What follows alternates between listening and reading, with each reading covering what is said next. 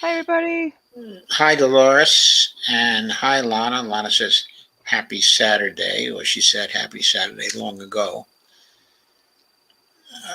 As of now, I think it's only Lana and also Dolores. So please, everybody, start sharing. We're going to go to Facebook, or I'm going to go to Facebook, and I'm going to start sharing there.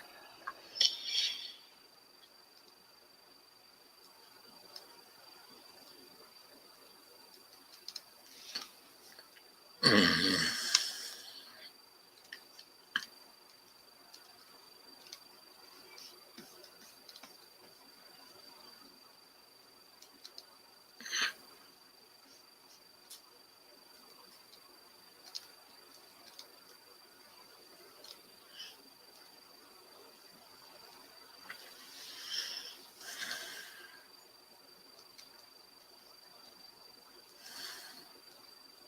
we go.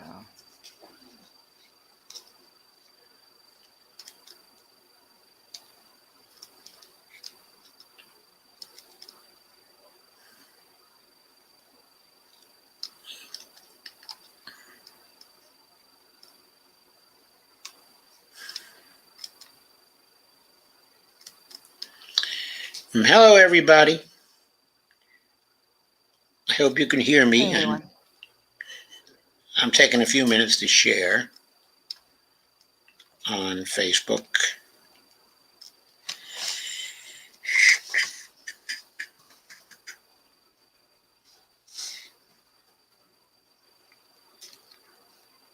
Oh, I sent Madeline her red beret and her copy of The Deficit Myth, and she got it today. She just got done telling me she got it. Oh, terrific. Woot woot. I got one thing done this week. Well, that's a good thing to have gotten done. It was a good thing. It only took me 3 tries. I'll tell you what, it would have been a comedy of errors this week. Some weeks just go that way, don't they? They do. I'm getting more and more used to them. Things got a little discombobulated for me as well today.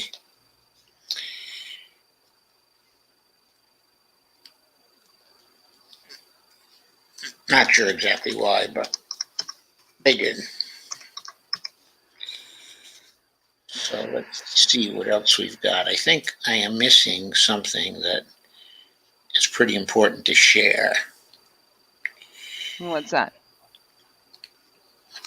It's the Red Berets. Sharing to the Red Berets group. However, I think the Red Berets are all in Vancouver. They are, and they haven't even been tweeting. I know they haven't been tweeting. Yeah. They've kind of just started. I just saw some tweets before we went on, and I retweeted a bunch of them, but there wasn't much information coming out of there. Carmen says, "Hi, friends. I'm having issues finding you on YouTube at the moment. I don't know why. It should be at Joseph Firestone."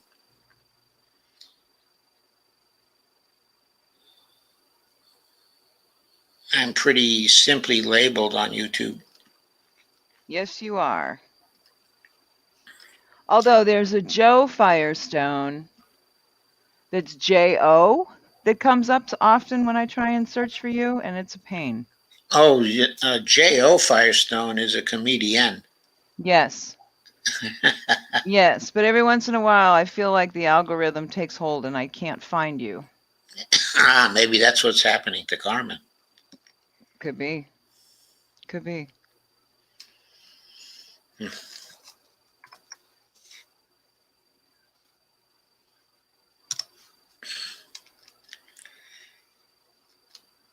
Okay, let's see. Just one more share, and we'll start.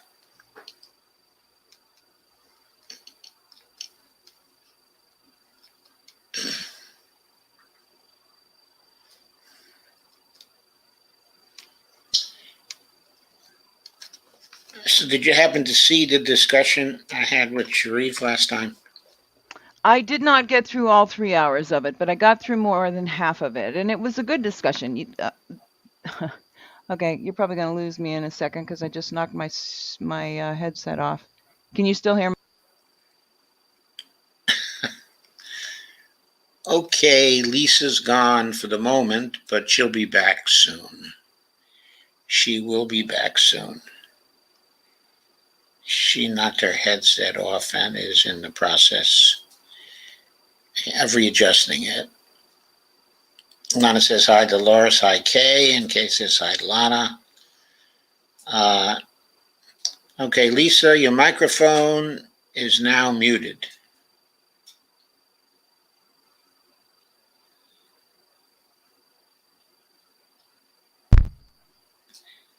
Can you hear me? Yes, you are. No, you were unmuted, and then Okay, you can you got hear me it. now? I can hear you now. Yes. All right, I think I'm going to kill the headsets because this is silly. I did listen to your conversation with Sharif. I really wish there was at one point when you were talking about liberals, and somehow your discussion, I couldn't get you guys. I was hoping so much that somebody was going to say the word neoliberal because you kept talking about liberals and the point. I know how it happened, using the word liberal based off of what liberal used to mean, right? Yeah, The that word was the my world the word neoliberal never came into that conversation, which was very frustrating for me because I was like, oh, yeah. I saw where the discussion was coming from, but I think it was the missing piece. maybe that was a missing piece. I didn't intend for it to be a missing piece, but I was just trying to get people to remember the old term, okay, of liberal. Mm-hmm. Trying to get them to remember that it was the liberals who were the followers of Franklin Roosevelt. Yes. And the people who are labeled, okay, as liberals today, okay, are actually neoliberals. Right. Right. Absolutely. Right, and I should have said that in just that way. The only thing is, the Republicans are also neoliberals. Yeah, I know. I hate. All of them are neoliberals. That's our problem. That's why we have to throw Please the forgive incumbents me. out. I'm trying to fix my situation here so the lighting isn't so bad, and I think I've done a little bit better job. Um, the I hate labels. I hate political labels when it comes to that.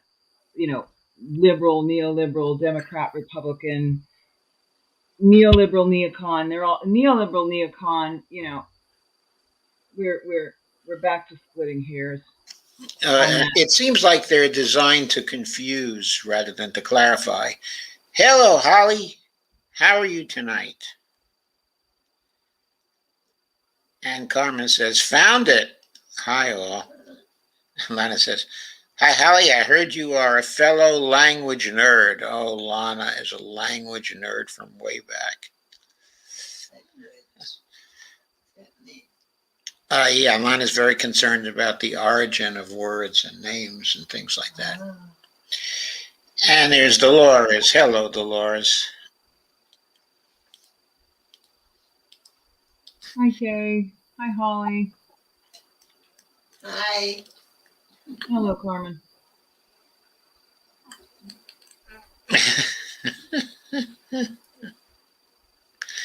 So we got an interesting conversation, Joe.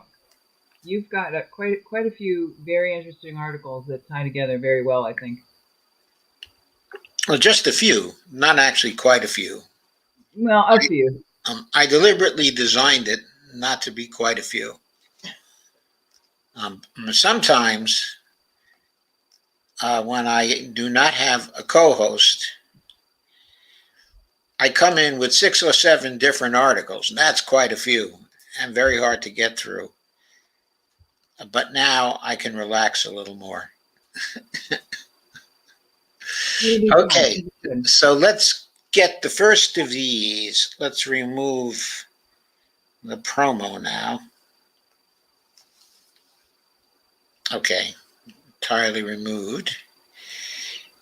And let's get to the first of the articles we're going to analyze, which, of course, what's it going to be about, right, folks? Guess. It's going to be about the Rittenhouse case. Carmen Muniz asks, Bonnie, I hear you. What you doing?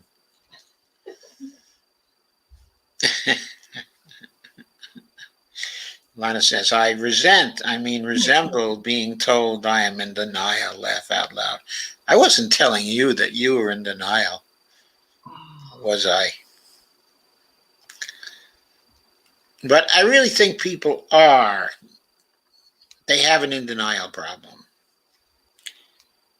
Of course, I don't think any of my viewers have an in denial problem.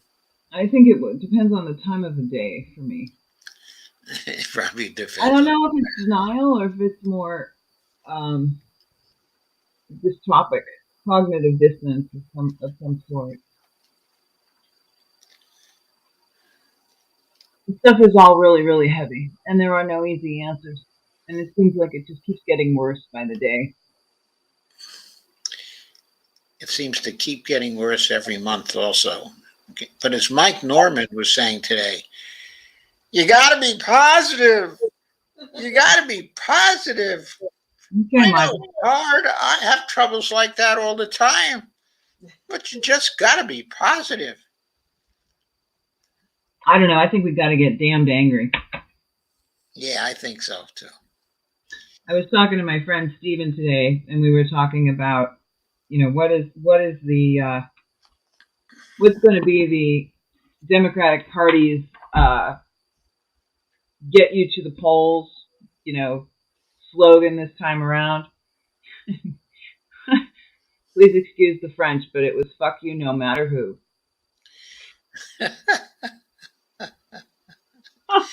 Well, thank you for the French. Mm-hmm. Okay. I don't know what the hell they're going to do because they're unwilling. I mean, I do know what they can do. I have a formula for getting them back into the White House, but they will never follow that formula. I mean, that's obvious. They're simply feckless. They can win. It's really pretty easy. Do what? I think I outlined 5 or 6 things that they could do, in order to win. Yeah, I just don't think that it's up to them anymore. No, I think it is. It's up to Biden. He can do 6 critical things with executive orders, that nobody can do anything about. Yeah. And he can become very, very popular very quickly. And then he can tell people that he needs a Democratic Congress. And he can say, frankly, we need more Democratic senators because we need to make Joe Manchin and Kirsten Sinema unimportant. He can run on that basis. He can just say, look, we got some Democratic senators who are Republicans. We know who they are, and you know who they are, and I know who they are. I'm going to name them right now. We can't get rid of them until 2024. But you can vote in other Democratic senators in 2022, so we don't need them to pass our legislation. And look at all the great things I did for you by executive order. So if you help me get rid of these 2, or if you help me get more senators so you don't have to worry about these 2, then I'll be able to get some bills through. So I think there's a formula for him to win. I mean, I'm not so sure I want him to win. I think what I prefer happen is that the party system we have now totally collapse. But that's a story for another day. This article you're looking at from the Intercept is called Kyle Rittenhouse's Acquittal Sets a Dangerous Precedent, but that's not what was on trial. This was by George Cheedy from The Intercept, GDCHIDI from The Intercept. There's a picture of court clerk who's reading the verdict. In the background is Judge Schroeder, who was, his first name is Bruce. Probably a fascist. Well, I don't know if I would necessarily conclude that, but I certainly think there was ample evidence to indicate that he was unbalanced, but given the decisions he made during the trial. Anyway, but Tammy Mielscharek was a judicial assistant, technically not a court clerk, in the trial at the Kenosha County Courthouse on November 19th is where that picture was from. Article starts off, Kyle Rittenhouse is free, the beneficiary of a verdict that politically imprisons the rest of us. Why does it imprison the rest of us? That will become clear as we move through the article. Jurors rejected the legal argument presented by prosecutors, returning a verdict of not guilty on all counts, including 2 counts of homicide for the August 2020 shootings in Kenosha, Wisconsin during a Black Lives Matter protest. The prosecution described Rittenhouse as remorseless and committed to acts of violence, said that his armed presence was provocative, that it certainly was, and that he didn't exhaust all legal means to avoid killing someone. He certainly didn't. I mean, they were dead right about that. From what I've heard, the first guy they shot, or he shot, was hit in the pelvis and went down. He went down. So he was no longer a threat to Rittenhouse at that point, but Rittenhouse still pumped 3 additional bullets into the guy, killing him. The shot to the pelvis evidently did not kill him. Quote, raise your hand if you agree life is more important than property, unquote, prosecutor Thomas Binger said to the jury in his closing arguments. Quote, the only person who shot and killed anyone was the defendant. Yes, there was property damage. No one's here to defend that. No one's here to tell you it's okay to commit arson or looting. No one's here to tell you it's okay to be rioters. But what you don't get to do is kill someone on the street for committing arson, unquote. Yet, thanks to this jury verdict, more people will undoubtedly try to kill someone on the street for committing arson. We can't say we didn't see it coming.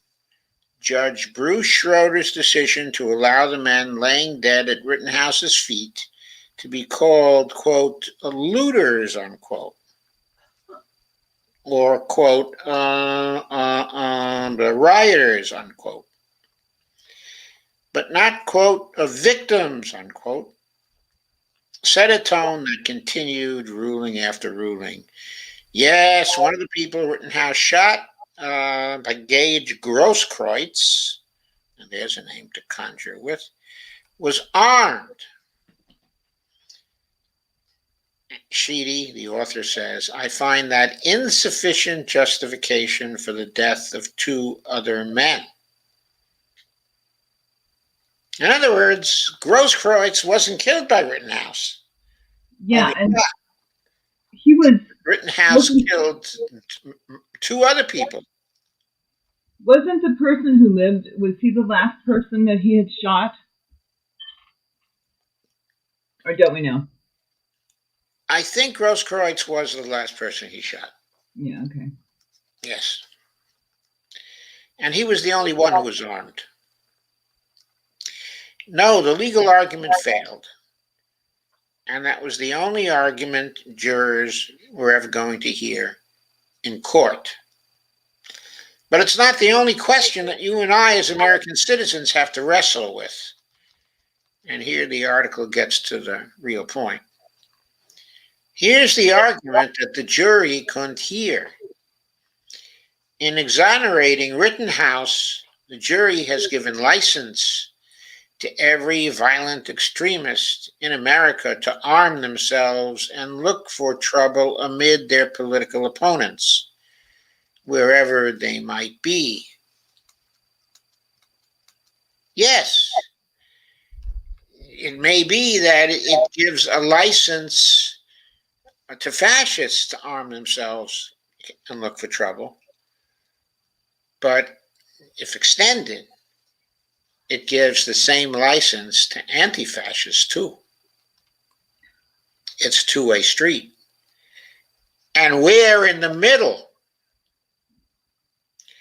Consider the next time people rally for, say, abortion rights, or perhaps immigration controls, or our favorite thing, rallying for Medicare for all, or the next Stop the Steal rally.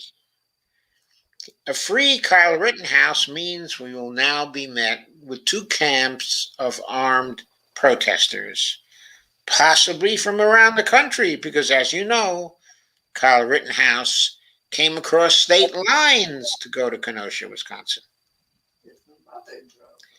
His mama drove.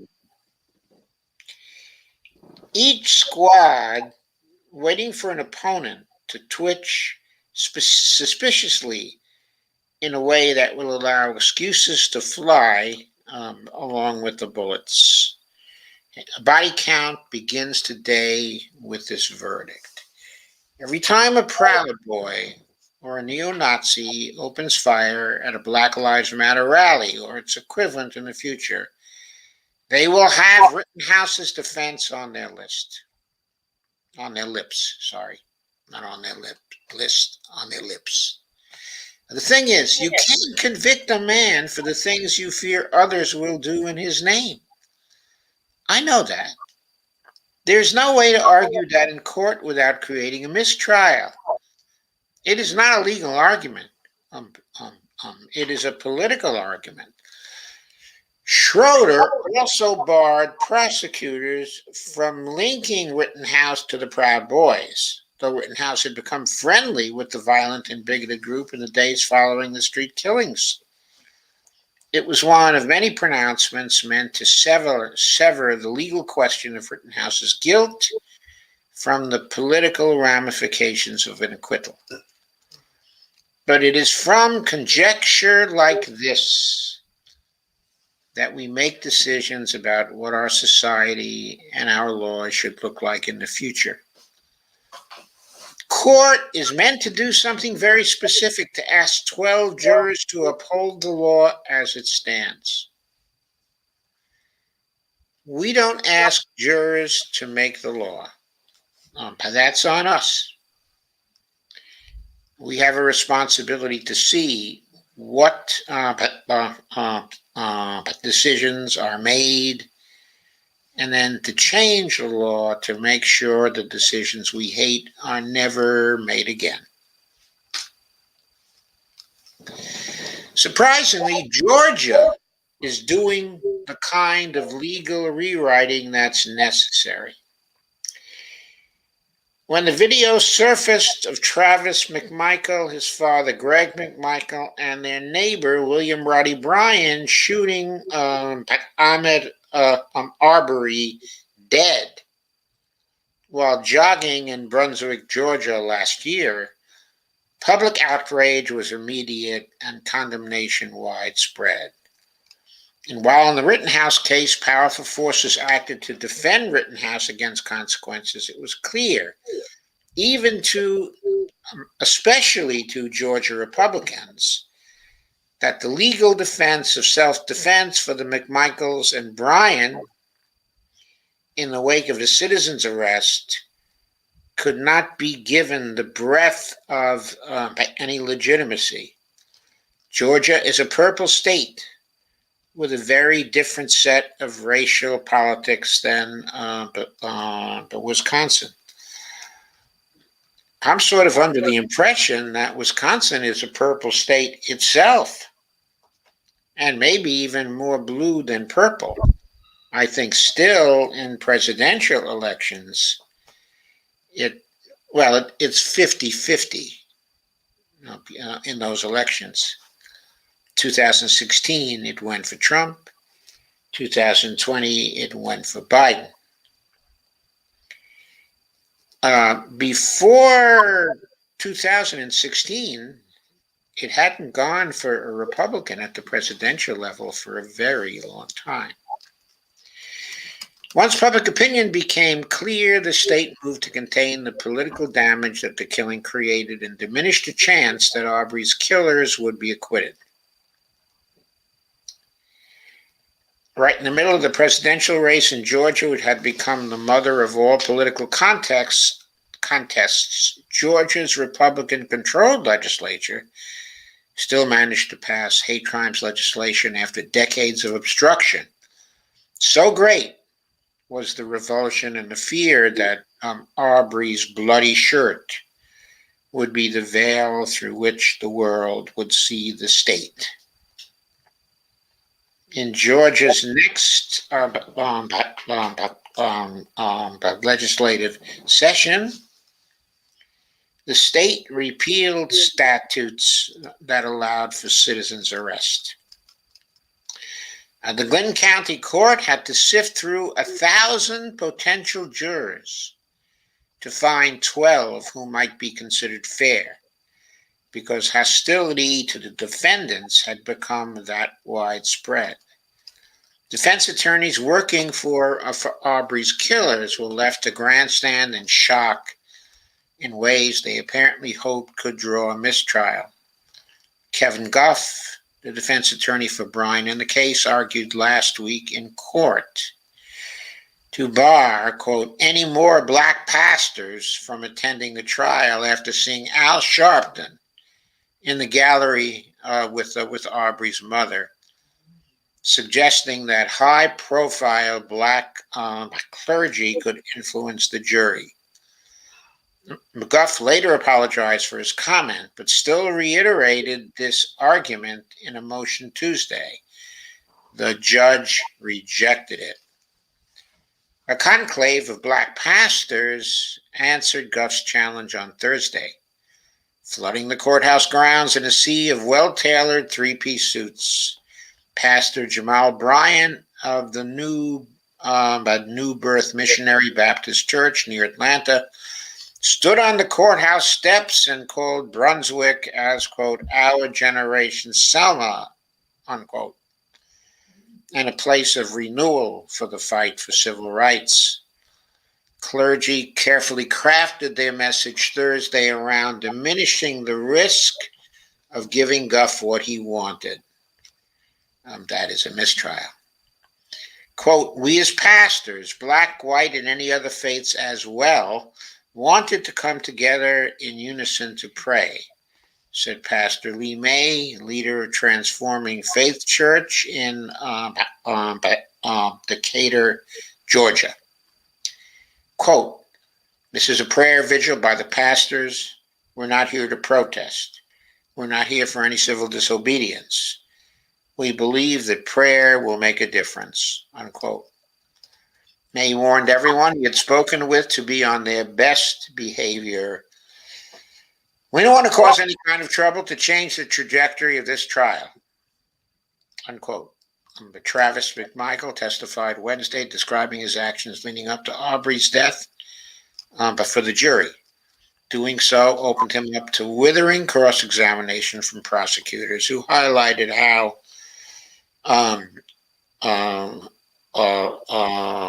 Arbery had been unarmed and running away from him and from the other defendants before they killed him.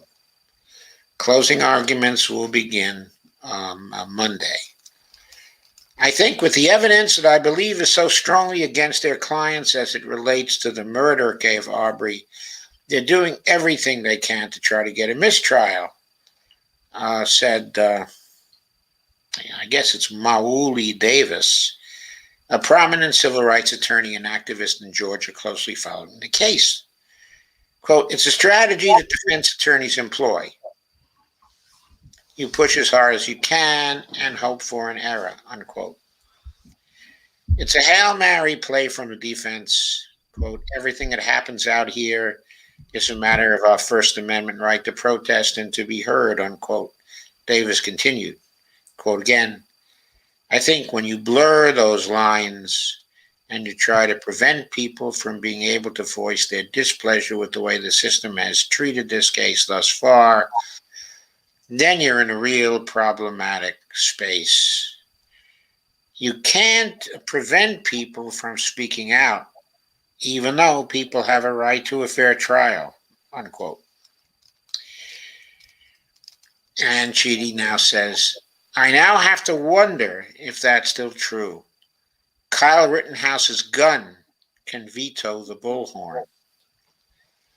We have to act. It should be clearly illegal under federal law to menace protesters while armed. The right to keep and bear arms must not the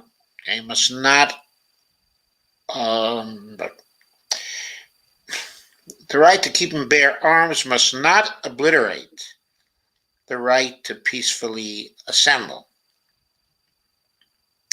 I think that line's a very important one. The right to keep and bear arms must not obliterate the right to peacefully assemble. And the Second Amendment must not trump the First Amendment. We have to consider that as an act of political intimidation on its face moving forward. If the ballot is meant to prevail,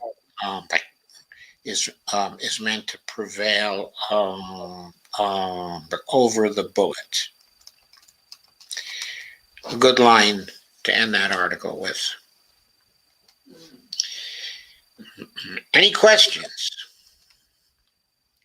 I think there's so many things that come to mind with this because I can honestly tell you that I think a lot of the problem in this case had to do with, open carry laws are different from state to state. Very, very different. And what was going on in this trial, even though it got a lot of national attention, I think we all have to remember that this was a trial that was very much predicated on what the rules of the state are, what all of that kind of stuff. So it's hard.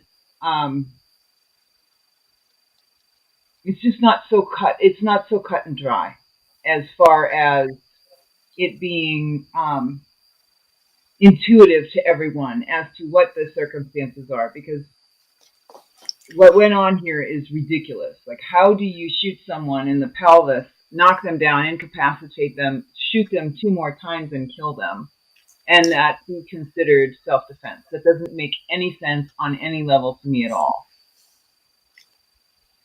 And the other thing that I don't know is, they had him on, I think were there 5 charges or more than 5 charges? And did they poll the jury on the count of all of those?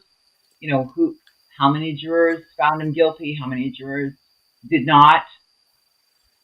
I don't know any of that information because I didn't watch it. Right, and I didn't know any of that information either. I thought there were altogether 6 counts they charged him with. It seemed like but some of the weaker counts it just seemed like it wasn't very hard to prove them. And my daughter says, but Dvora acts, because my daughter is an actor, says, at minimum, the reckless endangerment was a given. I certainly agree with that. That was one of the charges. I just can't understand how you could come to a protest where the majority of people are unarmed with yourself armed, not only with, I mean, a firearm is a firearm, but with an AK-47 strapped on you, right? With gloves on, with your hands. Okay, well, he had an AR-15, actually. Or An AK. AR-15, whatever, fucking rifle. God damn it, right? Out in public, Right, where not people just are a rifle, okay? It's an automatic rifle. peacefully protesting, okay? Or not peacefully protesting. That's not the point. I have a problem with the fact that, everybody that was there was labeled a Black Lives Matter protester. I mean, these are the kinds of things that I really want people to realize. Not everyone there was a member of, would have called themselves a Black Lives Matter protester. They were protesting because of the awful injustice that occurred of a black man being shot in the back, right? That would have got me out in the streets, okay? I would have just gone just to go. I would have not gone there thinking that everyone that I was with were technically Black Lives Matter protesters, right? I mean, Yeah, right. And then the judge comes forward and he labels them further as looters, okay, and rioters, as if they were all looters, okay, and rioters. That is clearly bias. It is on the part of the judge. What proof do we have? But furthermore, of the jury selection process, 12 jurors, one person of color among the jurors. Mm-hmm. Certainly not representative of Wisconsin at large. I don't know the demographics of Wisconsin. I don't know them. Well, they are not such. I mean, I don't know the demographics of Kenosha, for that matter. It would have been a county. Would it have been a county court? It seems to me Kenosha is a pretty wide area. I don't think there are that many blacks who live there. Okay. And, in terms of percentage of blacks, it could be the jury was representative of that area. I don't know. See, there's so many things here that we don't know the answers to, and I go back to the open carry thing because we don't have that here. At least we didn't the last time I checked. God only knows what's going on right now, but you don't see that happen here in my state. So just the very sight of someone out at a protest, even, you would think that in a volatile situation like that, where people are out in the streets because of the outrage, of the obvious injustice that takes place, right? That's why you're getting into the streets in the first place. It's the flashpoint. That any allowing of what is already a heated situation, very emotional, people are out because they're protesting the injustice, that you would allow people to walk in there with semi-automatic weapons strapped to them. And when by the majority of people aren't carrying semi-automatic weapons.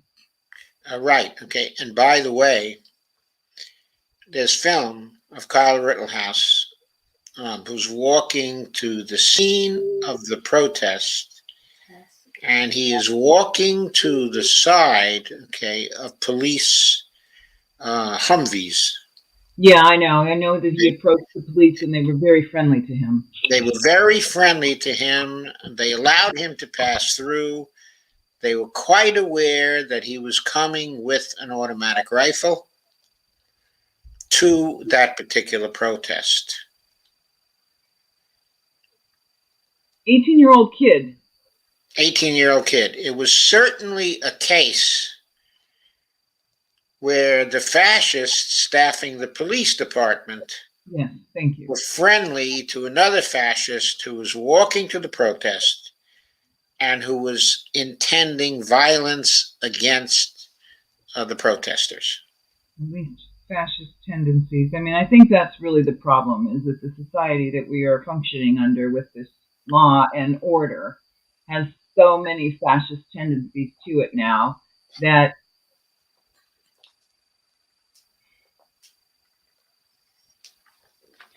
And I think that's where the denial comes hmm in oh this yeah. particular context.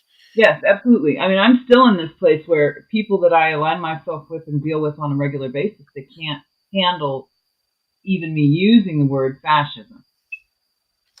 Like they just shut down. Yeah, but That's where we are. fascism is the alliance of corporate money and wealth with the police. Protecting the property over anything else. With the police protecting property, but not just the police protecting the property, but also the alliance of the police with street toughs who suddenly begin so-called enforcing the law. In other words, it's the alliance of street violence with police violence, with corporate money, and with wealth. You're talking about vigilantes in the streets, right? I'm talking about the street gangs, okay, of the Nazis, okay, the fascists, okay, in Italy, filled with people like Kyle Rittenhouse. Right. That's the tradition out of which that guy comes. He comes out of the right, okay, in this country. They make alliances with the officials, with the police departments, and the police departments are under the thumb of the businesses and under the thumb of especially the rich corporations because of various things that have happened. One simple thing that happens is when police go off duty, they are free to work as private guards for businesses. They're free to take those jobs.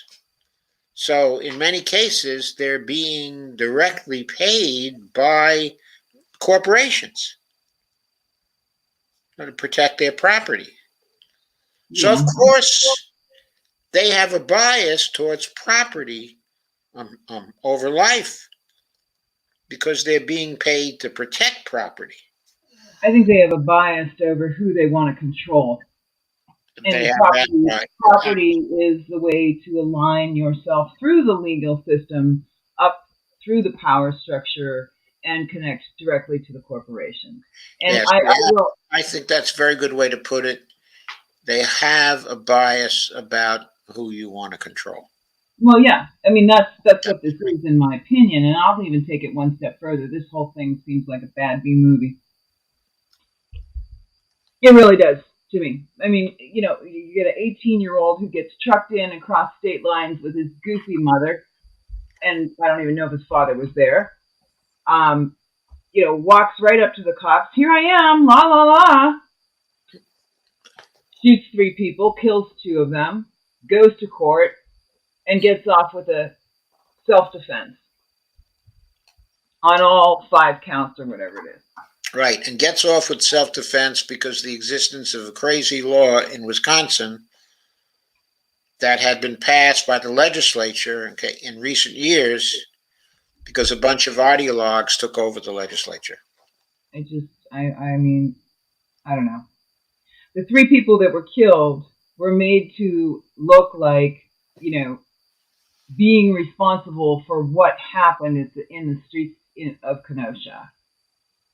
None of that. I mean, it's just so poorly, but deliberately pieced together with such bias that I'm having a hard time buying the organicness of any of it. That's just my opinion. So some people are going to suggest, of course, they'll say, well, Kyle Rittenhouse had a right to go and counter protest. I'm sorry. I don't believe that Kyle Rittenhouse had a right to go and counter protest with a military weapon. Yeah, I don't either. I I don't don't think either. And I don't. any And I'll. right under the Constitution of the United States. He may have had that right based on a series of really intricate laws that made it such. Okay, but you know, again, the randomness of all of this is questionable to me. Yes, and questionable to me too. He crossed state lines for immoral purposes, obviously. With his mom driving him. Yeah, with his mom driving him. Of course, but that's not a violation of a local law, but it is a violation of the Mann Act. I think the federal government ought to immediately charge him with a violation of the Mann Act. Okay, explain. Well, you're not supposed to bring people across state lines, but for immoral purposes. Oh, but then you've got to prove. Yeah. It seems to me shooting people at a protest is certainly an immoral purpose. And back to the same thing. I'm just having a real hard time with all the supposed random circumstances here. Yes, I know. When he first shot the person down, why did he shoot more? Because he wanted to kill the person. That was not self-defense. That wasn't brought up in apparently not brought up afterward. He knew he was I don't know. It may have been brought up. I don't know whether it was or not. I don't know the details of the trial. But for me, the wrongness is in his walking into that situation with a military weapon. In other words, I agree with the prosecution argument that once you do something like that, you forego your right to claim self-defense. You're a provocateur at that point. You're a provocateur at that point, exactly. Right. Exactly. You are a provocateur, okay, at that point.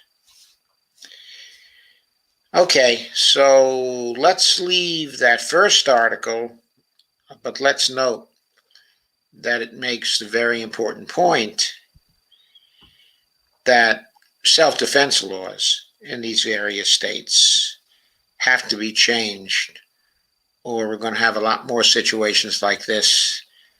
And we're also going to have situations where guns are going to trump the right of free speech, okay, and free assembly.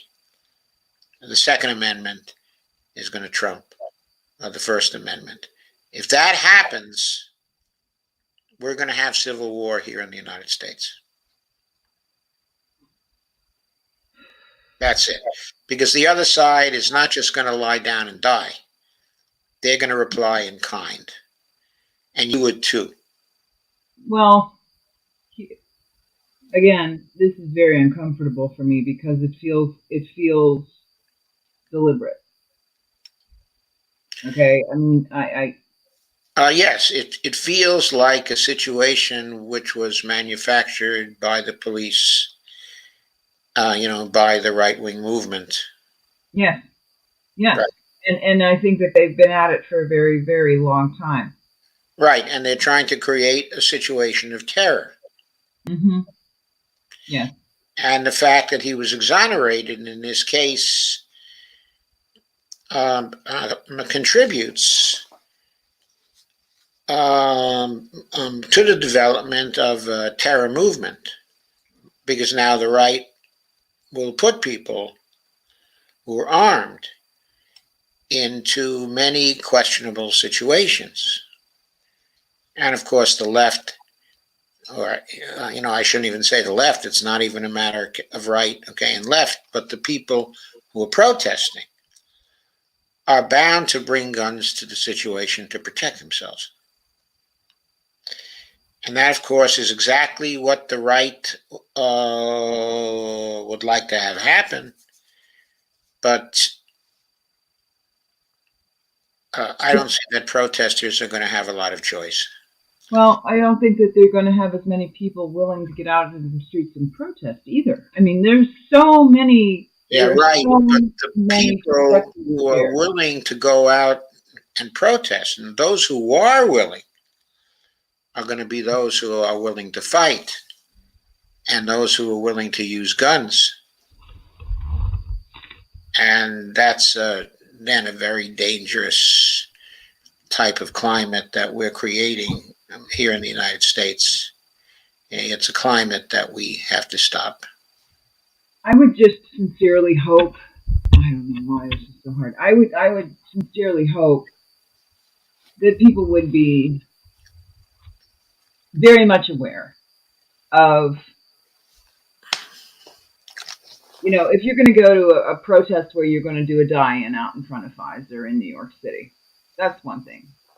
If you're going to go into the streets in a smaller town,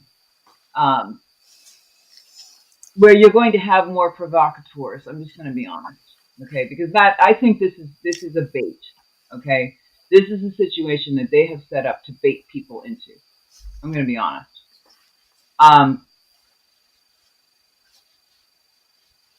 We have to be aware that is, I think, you have to be aware that you are being baited into this. I'm not telling people not to go and protest because I would never do that. But you have to keep your eyes open. I just don't want to see people walk into traps. Okay? Really, that's what my concern is. I think that. Right. And if you go to a protest, you should not be a hero. What do you mean? When someone has a gun, and that someone, okay, is at a protest, you shouldn't be trying to run at the guy with the gun.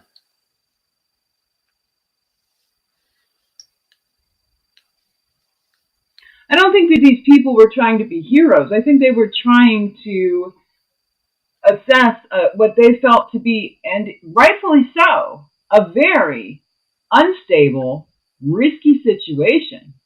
I'm sure that, was his name Rosenbaum? Is that the gentleman? When he went at Rittenhouse, he was probably very, very concerned at what he was viewing as, a very volatile situation, and he was correct. Yes, but his situation was different, okay, from the other two. Okay, in other words, once he was dispatched, Mm-hmm. and the other two knew he was. Mm-hmm. And Kyle Rittenhouse at that point was starting to run away, evidently. But the reason why was because he knew he killed someone. And he didn't want to be responsible for it, so he was trying to get away. Oh, okay. So the other two people who were chasing him, and particularly the one who was armed, were interested, interested in getting him arrested for killing the first guy. And for bringing the gun to him. Does anybody know how much time transpired between the first person that he put down and the next one? Was it a lot of time? That's not something I know. I'm not sure what you mean by a lot of time. Well, how much time transpired? Did he shoot Rosenbaum? I know that he then, supposedly, I don't know if he had a walkie-talkie or whatever he did, but said, I just killed someone. And then he proceeded onward before he fired to discharge his weapon again. I'm just curious as to that. He started to run away. Mm-hmm. And the other two were trying to catch him. Okay. So it seems as though they were trying to be heroes in that particular situation. I don't know if hero is the right word, Joe. I would have run after some guy who just killed somebody too. I wouldn't have done it because I was a hero. Not necessarily if he had a gun, okay, and he had a military-style weapon. he was running that way with his back to me, I would have ran along to make sure that sooner or later I'm going to find somebody who, is an authoritarian and say, hey, this guy just killed somebody. Okay. Because if you stand where you are, that's not going to happen. I mean, I'm not comfortable with calling people heroes. Okay, that's all right. That's fine with me. Okay, let's go on to the next article. Okay, so I think this one is right up our alley. It's from Common Dreams. Let me share it with you. It's by Baton Hartman on November 19th. And it's called "The Corporate Plan to Murder Medicare Runs but through Medicare Advantage."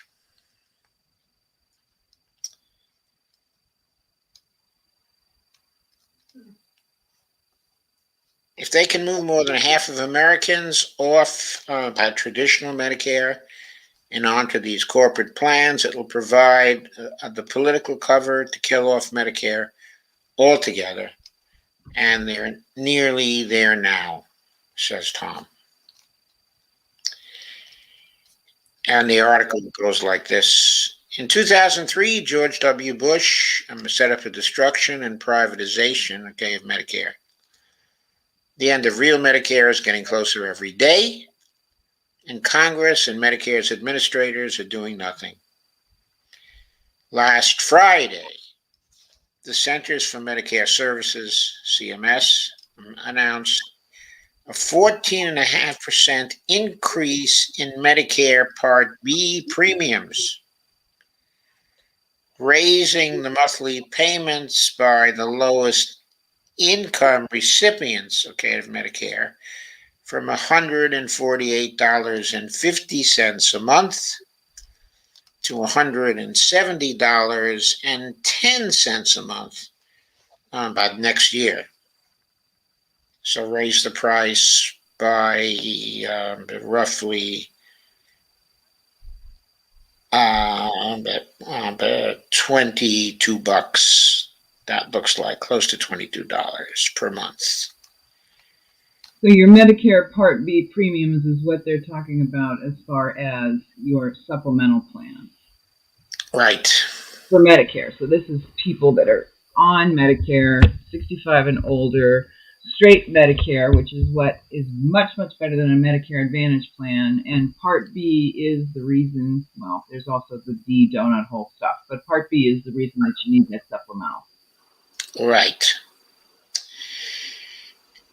If you're trying to live on the bottom rung of Social Security, which means you get about $365 a month, that's consequential. People with Medigap policies are also seeing their policy price rises announced this month.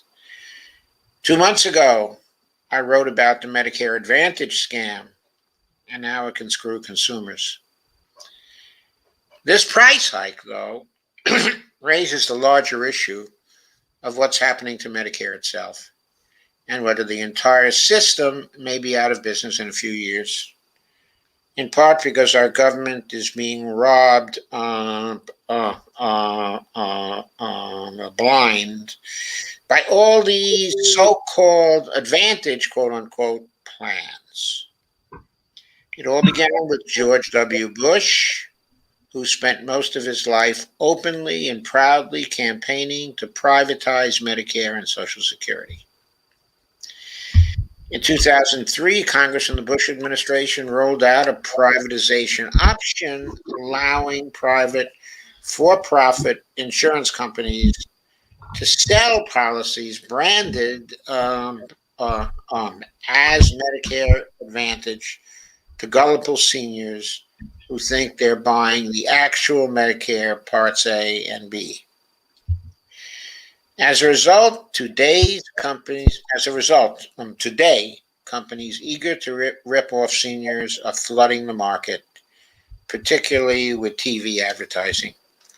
As I noted, considerable detail in the hidden history of American healthcare, why sickness bankrupts you and makes others insanely rich. But Medicare Advantage is hurting traditional Medicare because that system is paying the insurance companies, in most cases, far more than it would be paying to simply cover the costs of its regular Medicare recipients. Medicare Advantage is also one of the most effective ways that insurance companies can kill a real Medicare for all system, since so many people who think they're on Medicare are actually on these privatized plans instead. Nearly from its beginning, sorry, what'd you say? Nothing. I'm saying. Okay, nearly from its beginning, Medicare allowed private companies to offer plans that essentially compete with it. But they were an obscure corner of the market and didn't really take off until the Bush administration and Congress rolled out the Medicare Modernization Act of 2003. This was the GOP's and a few corporate-owned Democrats' big chance to finally privatize Medicare, albeit one customer at a time. That law legalized a brand known as Medicare Advantage under the Medicare Part C provision, and a year later it phased in what are known as risk-adjusted large batch payments to insurance companies that were offering these Advantage plans. The Medicare Advantage plans are not government-provided Medicare. They're private health insurance, offered by the big for-profit insurance companies, although some nonprofits participate, particularly the larger HMOs. And the rules they must live by are considerably looser than those for Medicare. Even more consequential, they don't get reimbursed directly on a person-by-person, procedure-by-procedure basis. Instead, every year, Advantage providers submit a bill to the federal government based on the aggregate risk score of all their customers, and practically speaking, are paid in a massive lump sum for all of their customers. The higher their risk score, the larger the payment. Profit-seeking insurance companies, being the predators that they are, have found a number of ways to raise their risk scores without raising their expenses. For example, many Medicare Advantage plans promote an annual home visit by a nurse or a physician's assistant as a benefit of the plan. What the companies are doing, though, is trying to upcode, raise their payments from the Medicare program, the customers, to make them seem sicker than they are. Quote, heart failure, unquote, for example, can be a severe and expensive condition to treat, or a barely perceptible tic,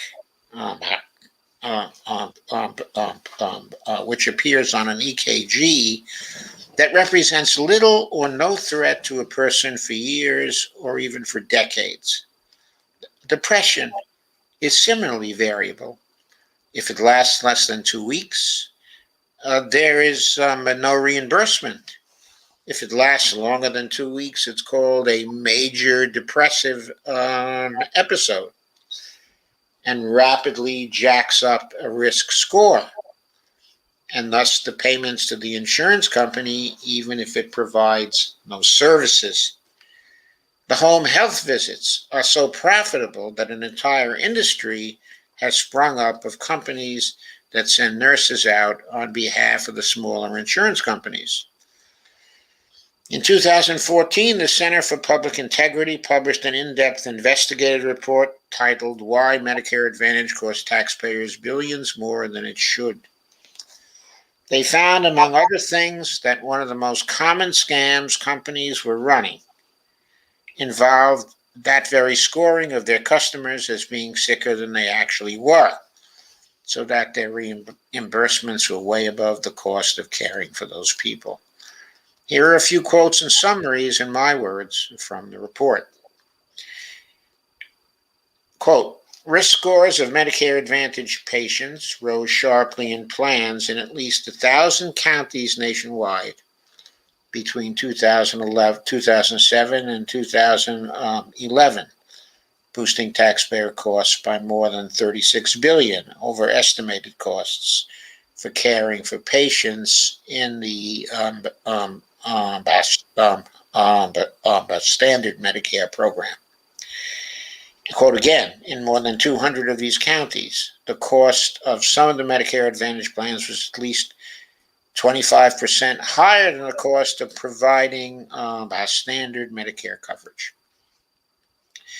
The report documents how risk scores rose twice as fast for people who joined the Medicare Advantage health plan as for those who didn't. Patients, the report lays out, never know how their health is rated because neither the health plan nor Medicare shares risk scores with them. And the process itself is so arcane and secretive that it remains unfathomable to many health professionals. By 2009, government officials were estimating that just over 15% of total Medicare Advantage payments were inaccurate, about $12 billion that year, unquote. Based on its own sampling of data from health plans, the report shows how CMS has estimated that faulty risk scores triggered nearly $70 billion in what officials deemed improper payments to Medicare Advantage plans from 2008 through 2013.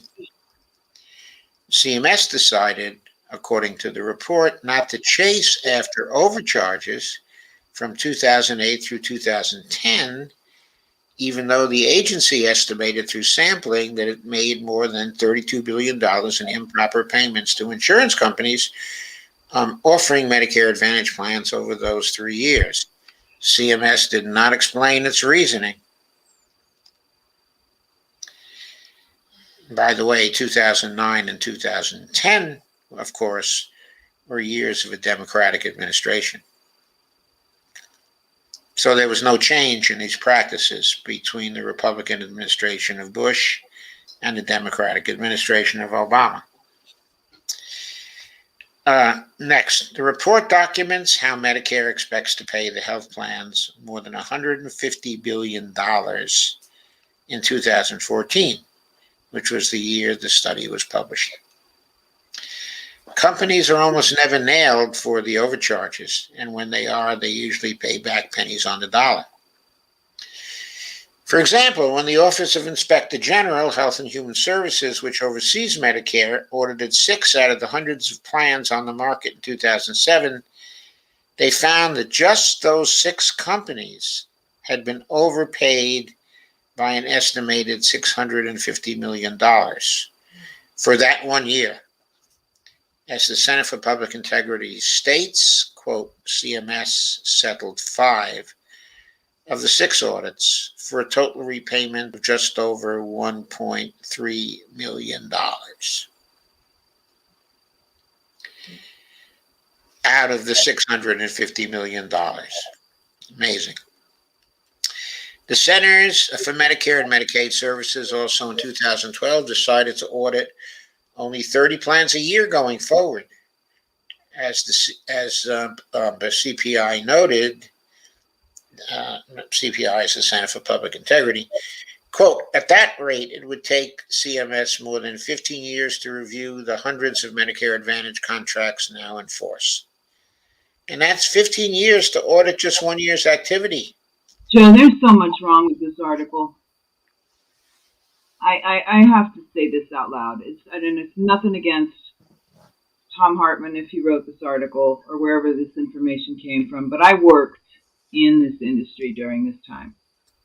I will tell you that everything that is documented here, as far as statistics goes, you do realize that 2007 is 14 years ago.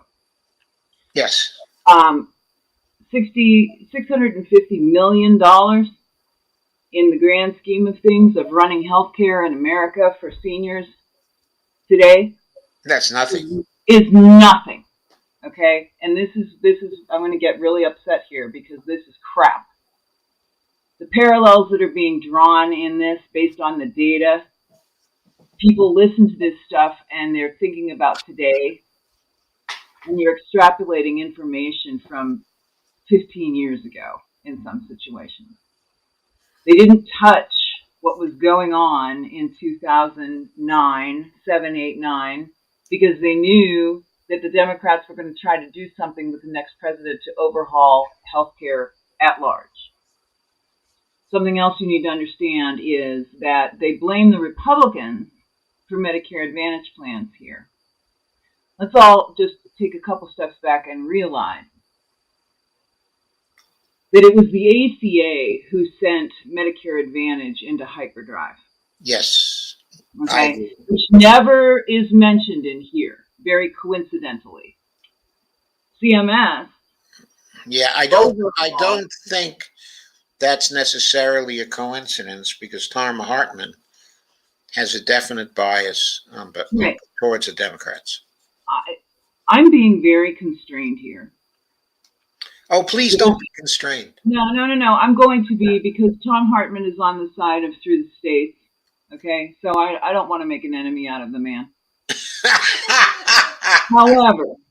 However, I worked hand in hand with some of the compliance development associated with. I worked on committees that were working with in CMS and with their EMR contractors.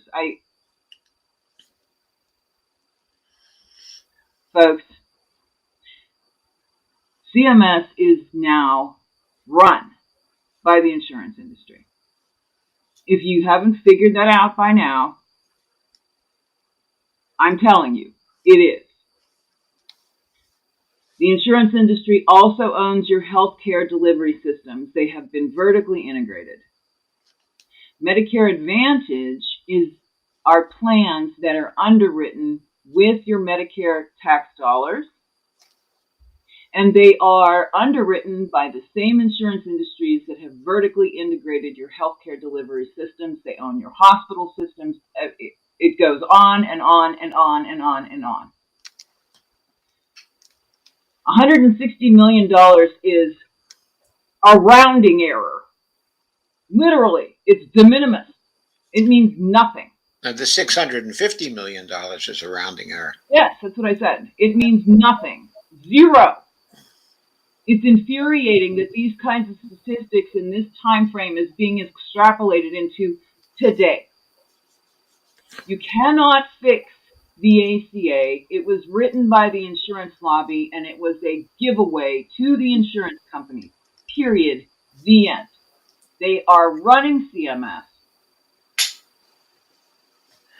And I am very disappointed that Hartman has spun this in such a way that he let all of them off the hook. Yes, Advantage plans are garbage. If it took 7 years for people to not quite realize that, well, okay, welcome to the party. They're a disaster. But so is everything else that's going on. Yes. Would you like to comment on CMMI, which is a subdivision of CMS? It's all, it's a lot of nuances. But here's the thing: whatever happens within CMS is run by the lobby. There is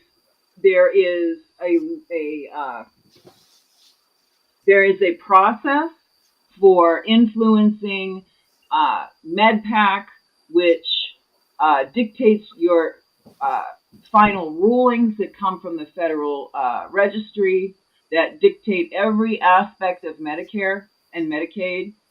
It comes out every year. It dictates every program, every plan, pharma, home health, hospice, all of it. Your Part A, Part B, Part C, that all happens annually. The auditing, I'm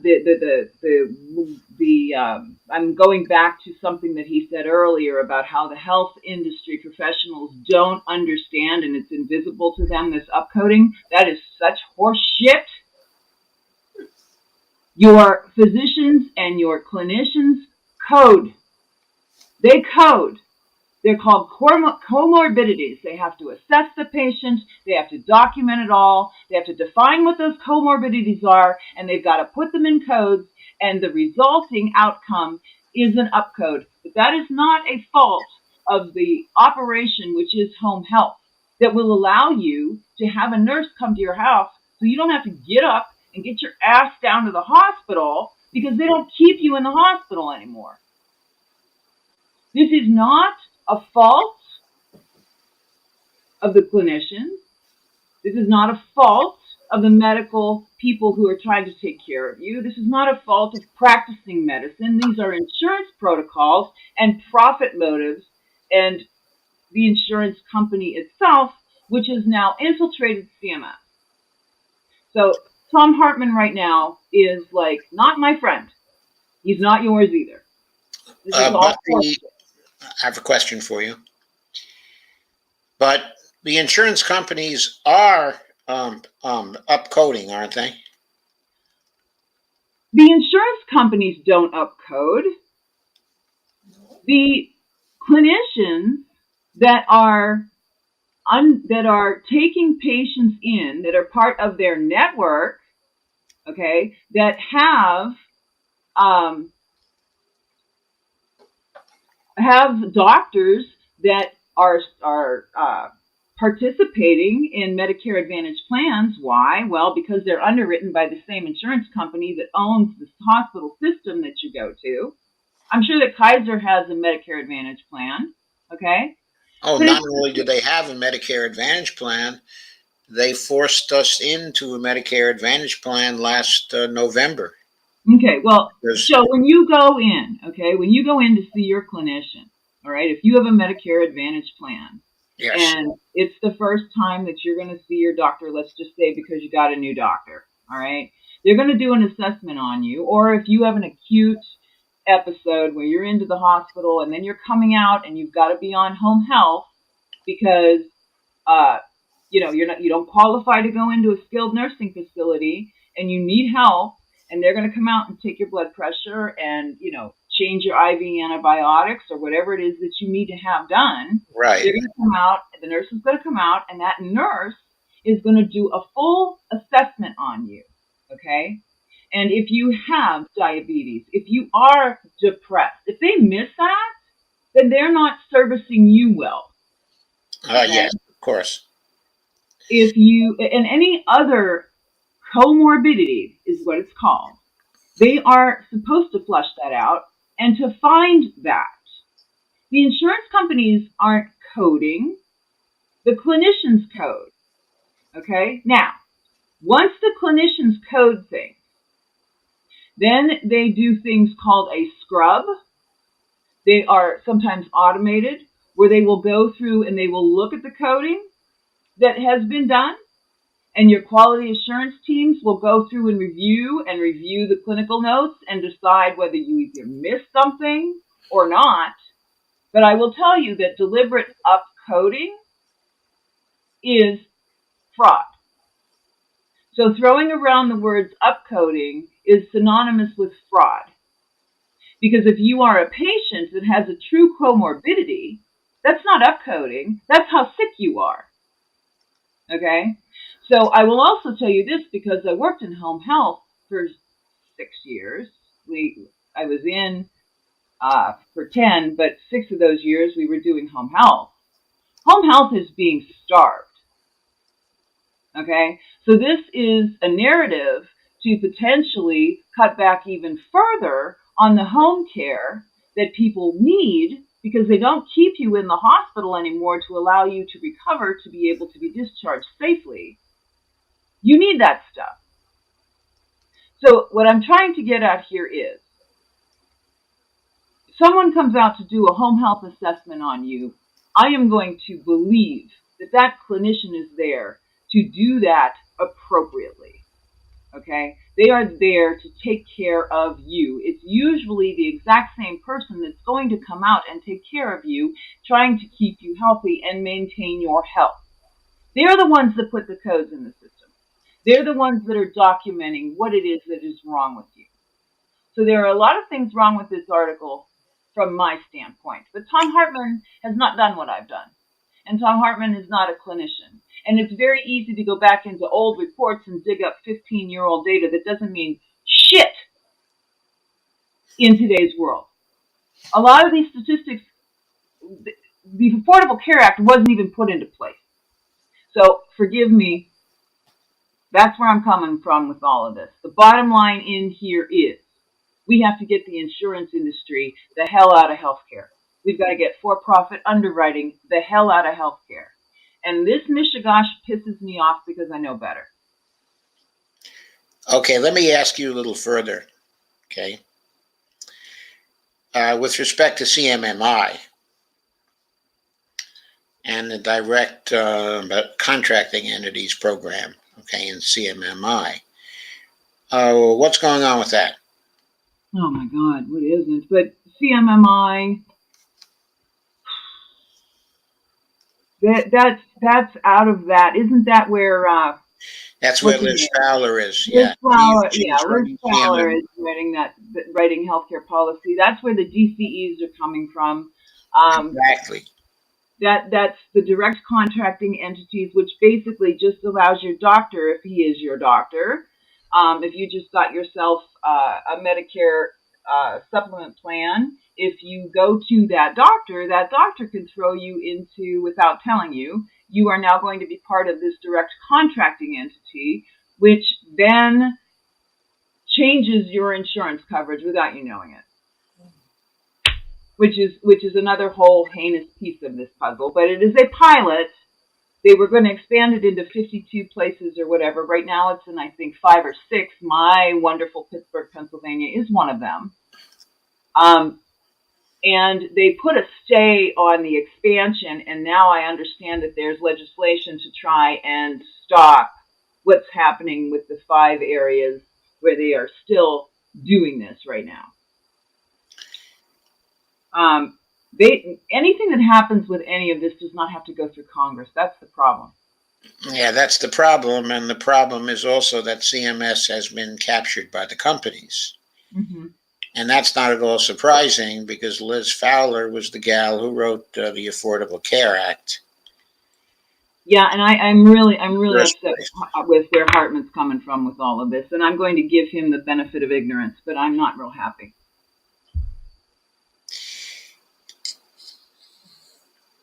Well, maybe we should respectfully tell him that this particular article is full of crap. Yeah, well, I don't know if you respectfully tell Tom Hartman he's full of crap and get his attention, so. Okay. Well, that was very interesting. Okay, so let us leave this one. Okay, so evidently Tom Hartman is in denial about certain things, isn't he? I just don't think he knows. I think that he probably had help with that, getting the statistics together and whatnot.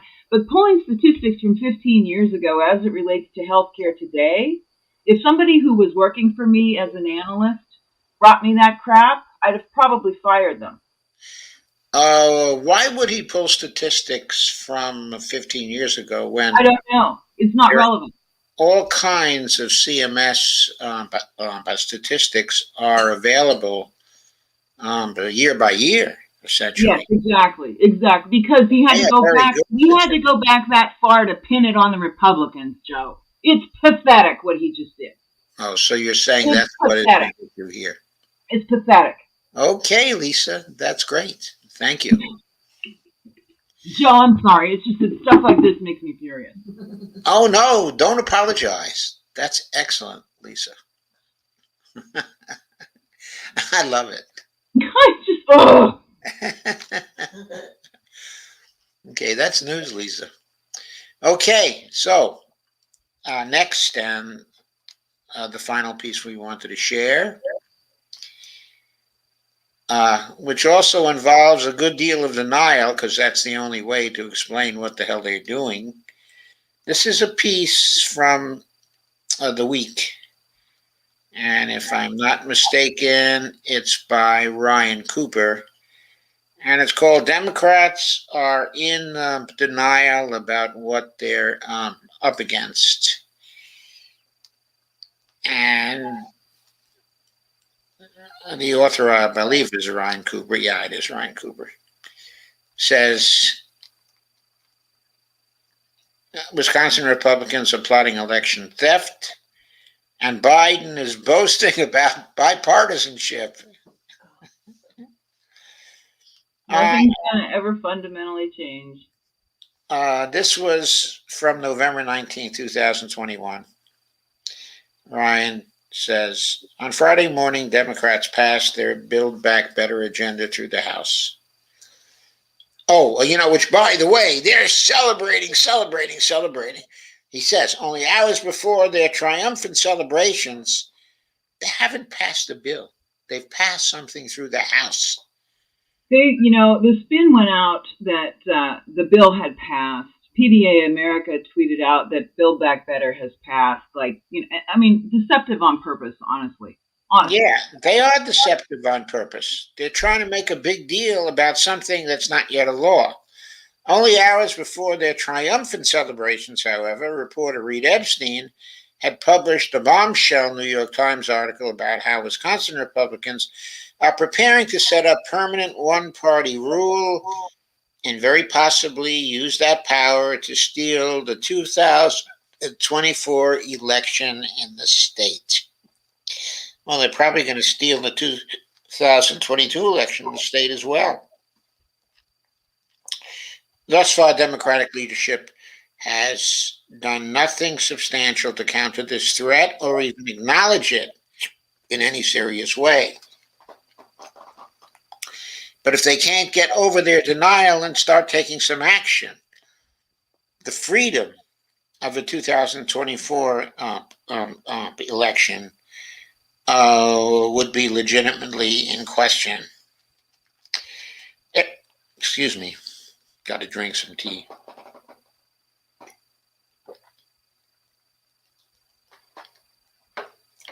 Epstein reports the Wisconsin GOP has big lie-pilled itself into a frenzy, essentially claiming excuse to set up one-party rule.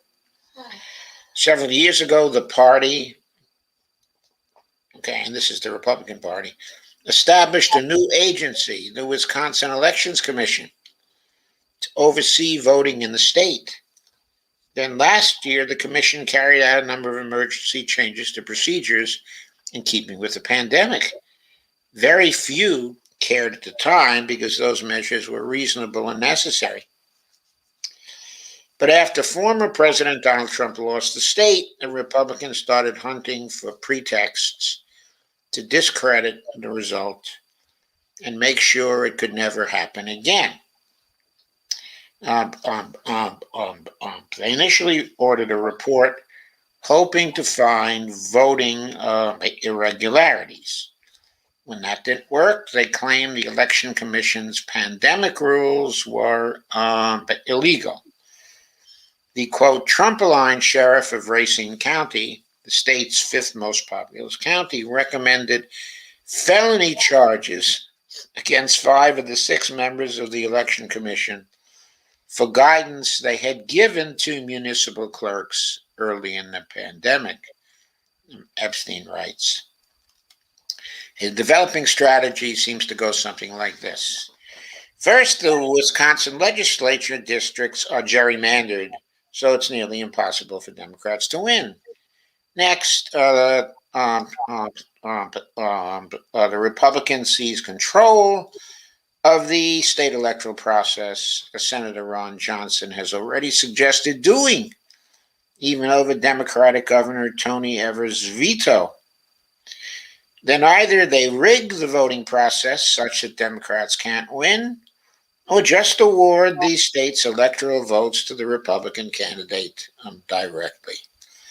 The basic idea here, handing out electoral votes through the legislature rather than after a vote, arguably won't even be illegal, since the Electoral College clauses in the Constitution stipulate that electors are chosen in such a manner as the legislature thereof may direct, quote unquote.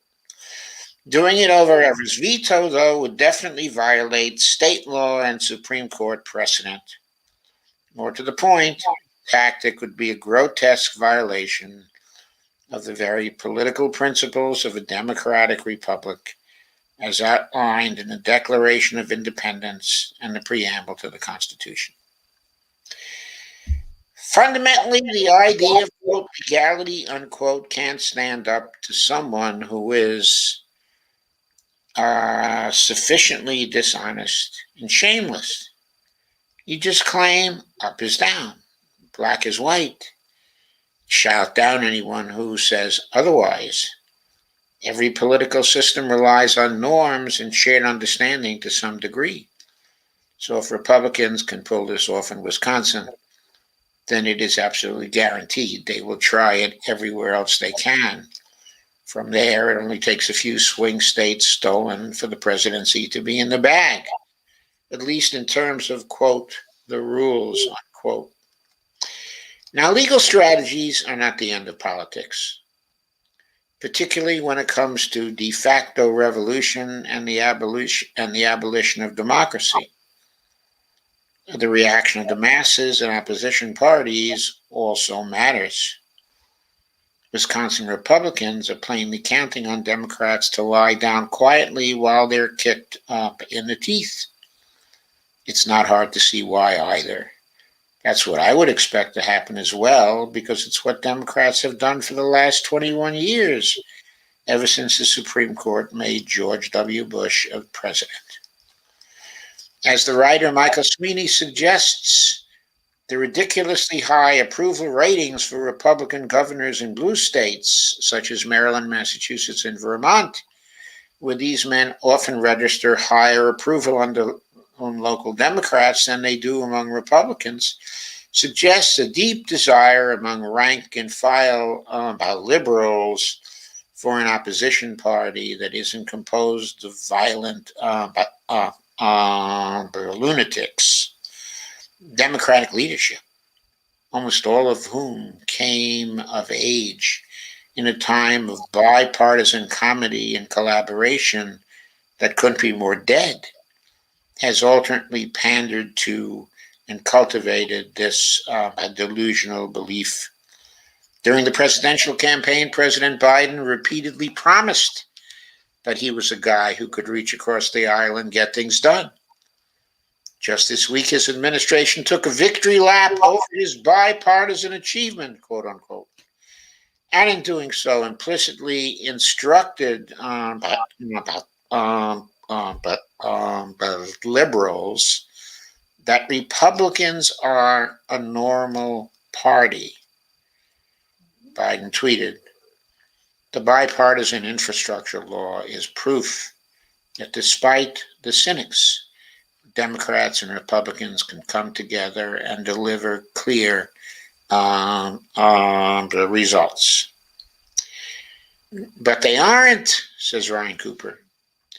Biden did get an infrastructure bill through with some Republican votes, but this was entirely because the Senate leader Mitch McConnell, a Republican Kentucky, cynically calculated that this was the most likely way to blow up the rest of the Biden agenda, a strategy that succeeded in delaying and hence shrinking both bills considerably. Meanwhile, Trump is busy purging all the House Republicans who voted for the infrastructure bill anyway. I can see why so many liberals grasp at straws to convince themselves how the Republicans have changed, but it just ain't so. Further, I doubt very much whether conservatives will be satisfied with mere political victory. The beating heart of modern conservative politics is a desire to dominate, humiliate, and increasingly inflict violence on by liberals. Just look at the skyrocketing rate of assaults on flight attendants, mainly over mask rules, or the surge of death threats against election officials or other state bureaucrats, or the spate of inflamed conservatives threatening violence at school board meetings across the country. Does this sound like an incendiary conclusion here? I mean, this is ridiculous. This whole article is like just I'm grinding my teeth. Oh, why are you This grinding your pisses me off more than Tom. but sorry, say that again. Why are you grinding your teeth? Because this is all like it sounds like they're trying to cause civil unrest. Why would you think about it for a minute. What modern conservatism, the words were modern conservatism is inflicting violence on liberals? Come on. It said the beating heart of modern conservative politics. The beating heart of the right-wing extremists, which is the French.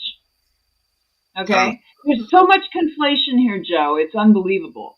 They're taking well, he evidently thinks the beating heart of modern conservative politics.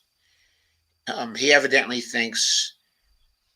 Okay, I think this is what we started talking about at the very start of the program.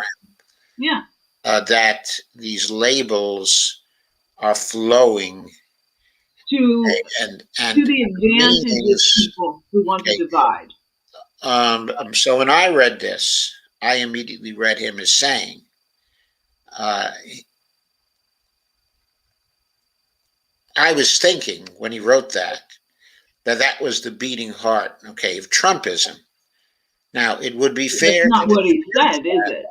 If he would have said that, he said modern conservative politics, and I think he thinks that modern conservative politics is Trumpism.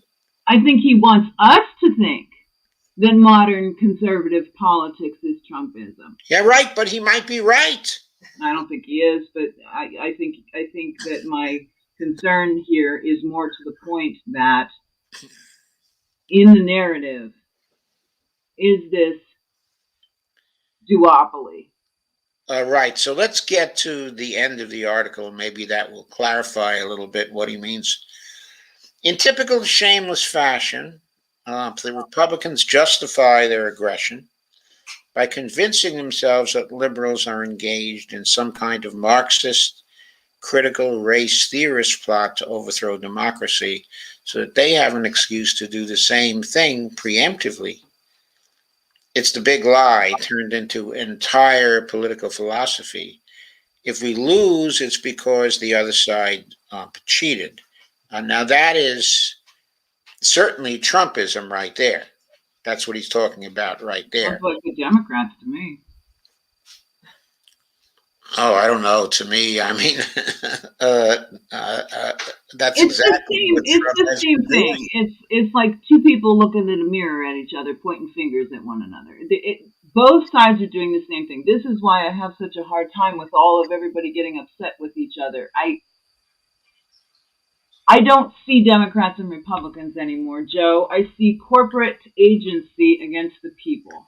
And when I do that too. I think you know that's what I see is what is going on here. And I don't trust anything coming from the media because I guess this is really hard. It's hard for me to articulate, Joe.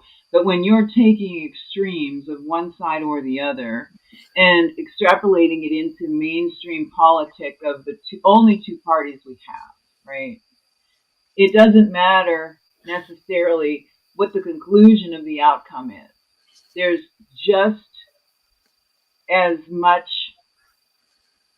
the extreme, be it the right-wing extremist or the neoliberal extremist, but either one is oppression. Either one is violent in and of itself through its oppression, right?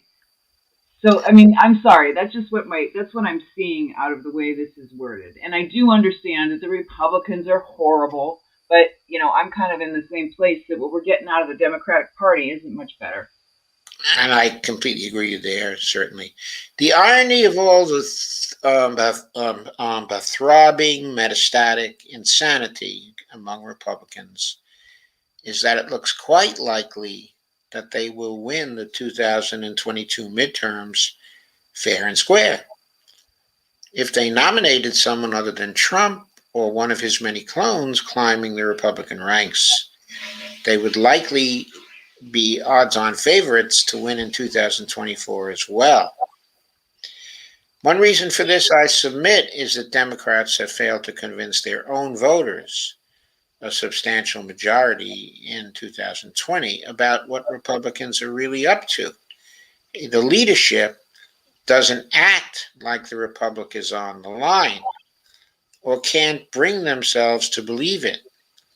That leaves their base either thinking things are basically fine or despairing at the thought of fighting back without even their own president on their side. The non-existent response to the Wisconsin power grab is further proof Democratic institutions do not protect themselves. They must recognize the dangerous faction for what it is and they have to react. So that's the way, it ends. The way I interpreted it is that there is this coup going on, not just in Wisconsin, but all over the country with Republicans trying to create one-party states all over the country. But they've been at this for, you know, decades, Joe. You know that, right? They've been at this for decades, but it's really accelerated now, and the gerrymandering and voter suppression that's coming to state after state is getting more and more and more extreme. So from my point of view, there is considerable democracy at stake in this. And furthermore, it's infuriating that there's no response from the Democratic Party to stop the gerrymandering and the voter suppression. And that's the crux of it, right, Joe? I mean, they've known this has been going on forever. They haven't. No, this has been going on forever, but now it seems to be coming to a close where the Republicans will really establish a grip on politics all over the country that will be very, very hard, to challenge.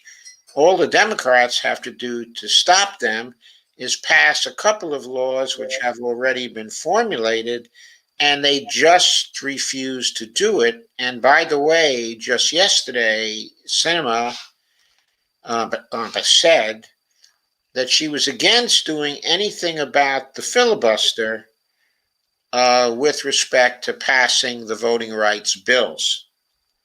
So she's basically promising to block the voting rights bills that are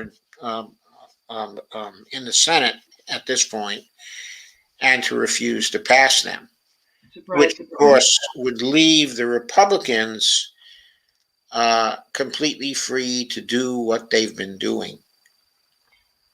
Do you think, Joe, though, that it is an accident that they've allowed this to occur? I mean, I'm sorry. That who has allowed this to occur? The Democrats have let this happen to the point where now we're in this critical crisis. We're not always in these critical crises. It takes decades for us to get here.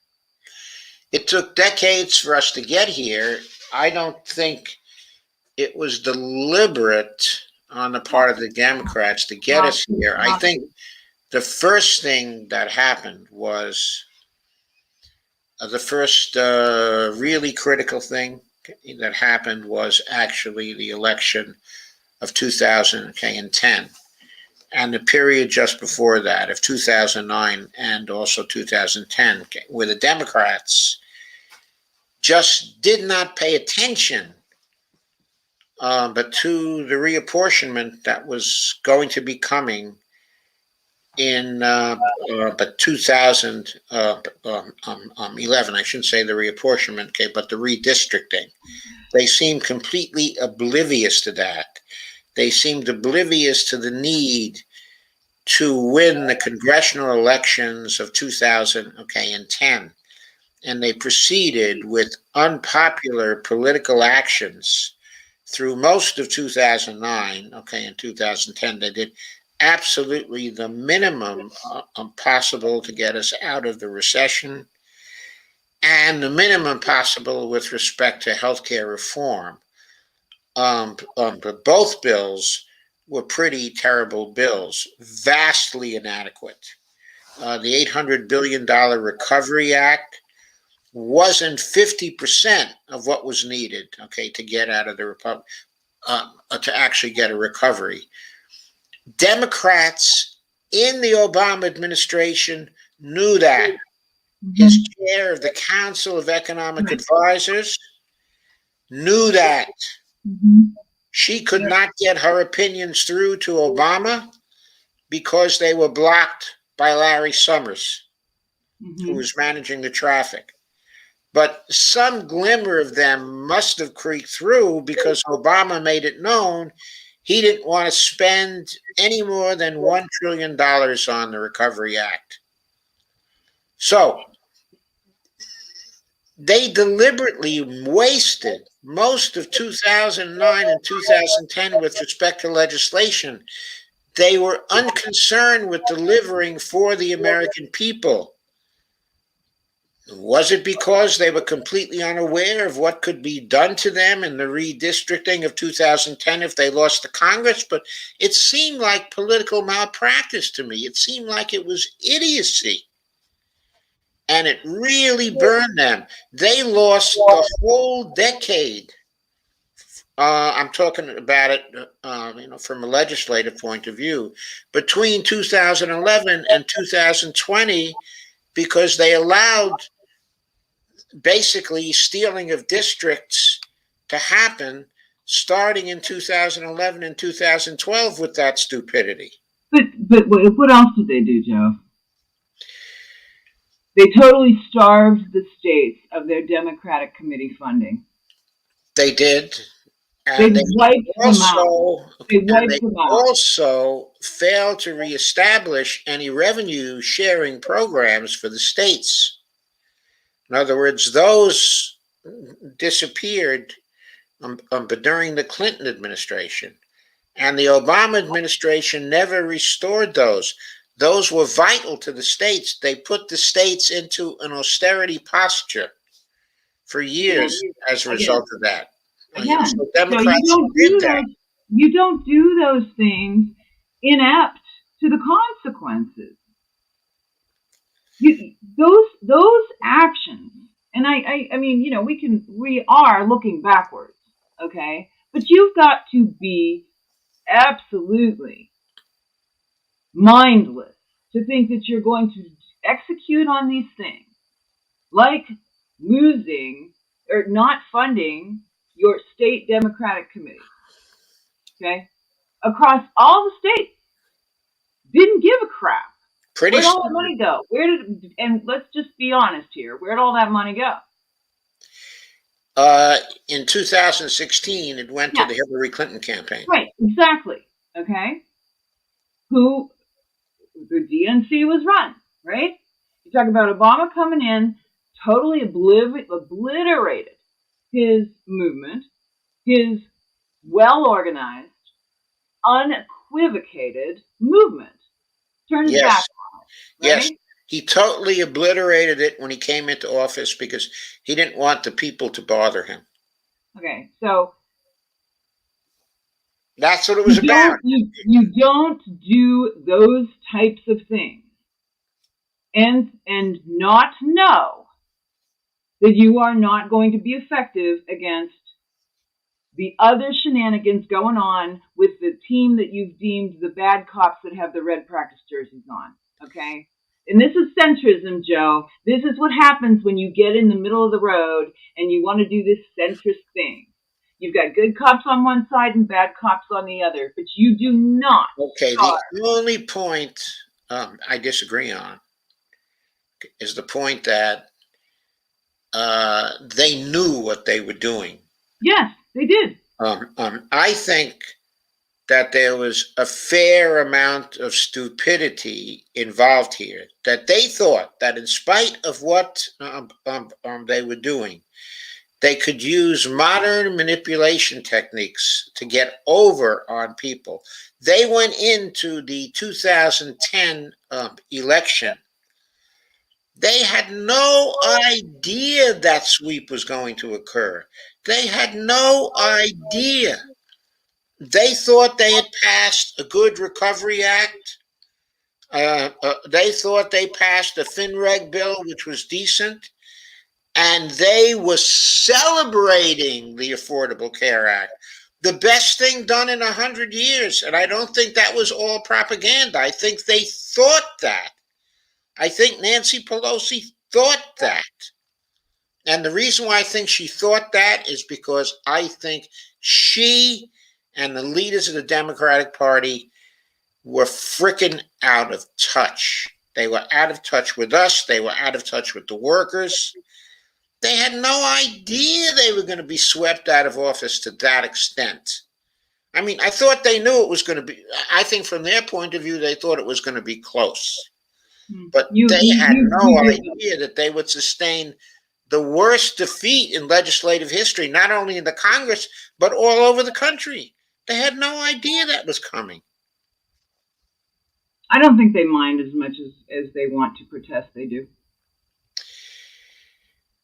I'm not talking about they mind or whether they don't mind. I'm just talking about how it was a total surprise to them. Well, it was a surprise to them through the media. It had to be a surprise to a lot of the anybody who was running. It was a surprise to the consultants. They didn't know that was going to happen because they had lost touch, because their theories of how you relate to the populace. Well, you know what? You stay popular. Okay, I can buy in.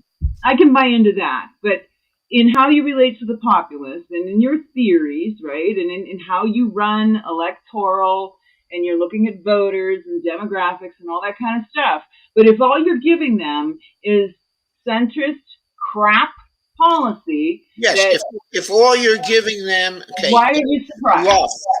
Yeah. If all you're giving them is sizzle and no steak. They're not even doing that. They're undermining us. They're undermining us. They are no longer the party of the people, okay? So I'm not real sure why anybody would be surprised. You go to sleep thinking you're getting a public option as a person that is, a fiduciary individual within healthcare, and wake up and find out not only is there no public option, but they've given everything away to the insurance companies. There's no drug negotiations. There's no cap on premiums, and it goes on. And you don't know why you lost? Come on. I don't think. I know. They did know. They just weren't going to admit it. Seems really similar to me. Really similar to me, because I was blogging about just that all through the fall of 2009. And in 2010, I wrote a very specific blog, which was entitled, "What Have They Got to Run On?" They don't have anything. I knew exactly what was happening, but apparently they had no inkling. They just. I don't believe they don't know. I don't believe that. I don't believe it, because you can't keep giving people nothing. And truly, I mean, I guess here's the thing, Joe. Is this is where I'm at. I've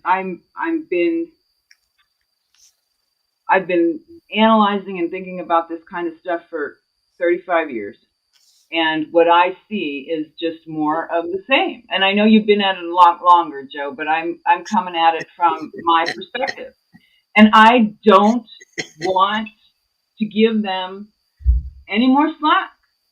I see. Wait. I'm not giving them any more slack. I'm certainly not giving them any more slack. I'm the guy who wants to kick every single incumbent out of office in 2022. I know, but then the big money machine from on high, either side of the practice jerseys bench, is going to have tons of money to. Okay, so If these people are thrown they'll out, run write-in campaigns like they're doing now. I go to the polls to vote Democratic, and I know that there are people that are running because they've got signs up, right? But they're not on the ballot. It's a write-in campaign, and if you're not on the list of voters on the inside, you don't know.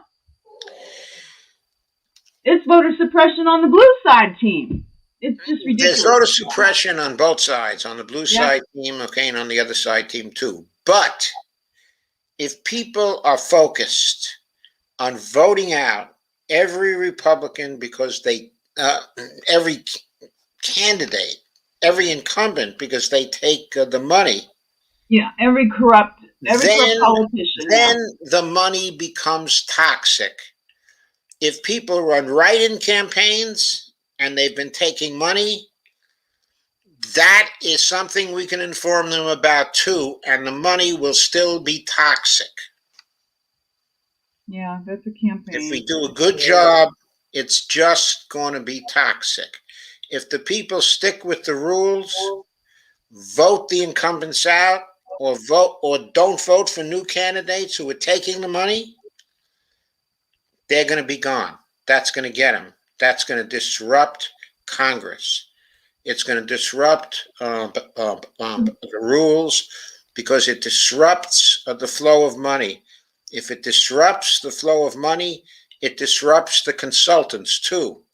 But then but when you get to a general, Joe, you're going to have Democrats and Republicans, or whatever. You're going to have two sides, right? By the time you get to a general, you're going to have some more sides then, because the minor parties, at least some of the minor parties, won't have been taking any of the money. Of course, the libertarians will probably be on the take. But the socialists won't be on the take. The Green Party won't be on the take.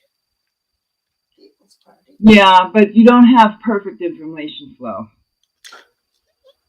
Right? We never have perfect information flow, but we're going to do the best we can, okay, at informing people, and we're getting better all the time, okay, at that. We've got a fighting chance to inform people, okay, as to what is going on. Possibly. Yeah. But this is not the subject, but for today's talk, really. I guess it was a really good. It was a good topic though, Joe, because it was talking about denial, right? Yeah. And I'm just refusing to.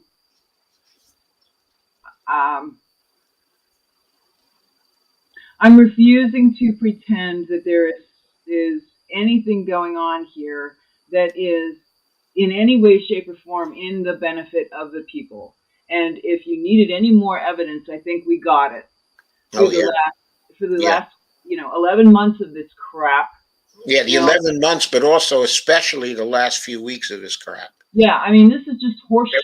It was really awful. And that's what argues for the total disruption, because that total disruption is going to get rid of a lot of these people who have been lining it up for the donors. If we can do that, we are going to get some change. Hopefully the people will dictate what makes or breaks this election and not wait for the spin to come down from the consultants. If we can get out in front of what it is that is a deal breaker, and personally, I think one of the big ones right now, because I think we will not have to wait for a massive piece of legislation or any effectiveness of Congress, is to just force the cancellation of student debt. for a couple of different reasons. Number one, it's an executive order. Number two, it will benefit the very people that also are for all of the types of legislation that we need, Yes, right? yes, yes, yes. You cancel student debt, the communities that are going to benefit from that. The Black community is going to benefit greatly, but it also goes across generational. It's going to bridge some generational divides, right? Yeah, And it's and that's direct going to be funding. wonderful. But the other thing to keep in mind is that we cannot force that. The only way We that can demand it. We can demand we it. We can can demand say it, that we we're not going to cannot vote for force it, you if but you don't we do this. can demand it. Yes, We're not going to and vote we for can you if make you it do not cancel it. right. I think we can do that, and I That think we we can can do. do the same thing with respect to Medicare under Section 1881A of the Social Security Act. We can pressure him on those two things because he can do both by executive order, and we can make the static coming into him really, really nasty about these particular things so that he sees already he's facing defeat. He's facing defeat and the ruination of his presidency by the Republicans. If he doesn't want to see that happen, He did that to he's himself. got to do some things. And the only things he can do are things by executive order. That's when he's going to start turning to the executive order. Now, it may be that he doesn't care. But why did he want to become the freaking president in the first place? He could have stayed home and eaten ice cream. I mean, what the hell? I don't understand why. Yeah, he made a deathbed promise to his son. Right, but his son must have wanted him to be president because he somehow thought his father was going to do something. There had to be something like in there. I mean, why put the burden of the presidency on your damn father at that age if you don't think your father's going to do anything? I know Yeah, we're talking about things that we don't know anything about, but still, I I just don't don't know. think that. I mean, I I think can't believe that he doesn't care at all, even at some level. It was like uh, he was made a great deal of fun of during the Obama administration. You know, all the consultants were against him. He went to the wrong school. They looked down on him. There was all this. We know he felt that. We know he felt that. We know he had some ambition to make a better record than Obama made. He knows now that if the Republicans take over in 2022, that's all gone. He can't prove that. He won't be able to prove that.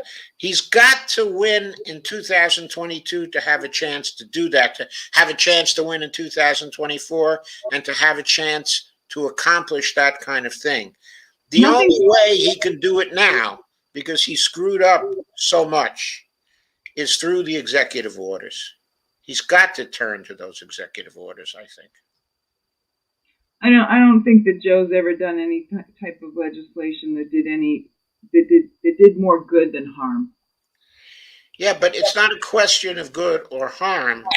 In this case, from his point of view, okay, it's a question of votes so that his party won't be slaughtered in 2000 and 2022 because it's all over the mainstream news now that they're coming in for a slaughter. Everybody thinks that's what's going to happen. And he listens to them to some degree. Yeah, I guess. I mean, I don't know. I guess probably. I mean, but how could they have possibly thought that they were going to get anything but a slaughter based on what went on? I mean, come on. You and I both know that if they were really playing hardball, Mansion and Cinema would have been sidelined. They were allowed to do that Yeah, kind of but you know what happened? Okay, you know what happened about that? He starts out with this bipartisan thing. Which is what he is. Yeah, he has this pride in the bipartisan thing. He could always get um, um, um, uh, uh, cooperation but from the Republicans, he thought, because they liked him, they liked his style, they thought in the same way to some degree. So he thought he could manage them and he could be successful. But he couldn't manage Mitch McConnell. He found that out extremely quickly. But he went along with the bipartisan thing. He's stubborn. He's stubborn. He went along with it to try to see if he could do it. And Manchin and Sinema were his instruments. They were his negotiators for the bipartisan deal. I don't think he thought they didn't negotiate. I mean, they didn't negotiate. What do you mean? They didn't negotiate. Yeah. They negotiated, but with Republicans to get that lousy infrastructure bill they just passed. That was done long ago, and nobody touched it again. That was done not so long ago. Actually, they came to the final form of that bill sometime at the end of the summer, or early September. Yeah, but I mean, the infrastructure after that, the bill was hanging around. It was waiting for the House. Yeah, I mean, there was Joe. They didn't do. I'm sorry.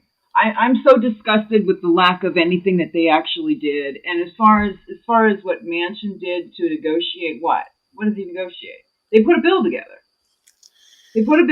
And the deal they had to find 10 Republicans to vote for that bill.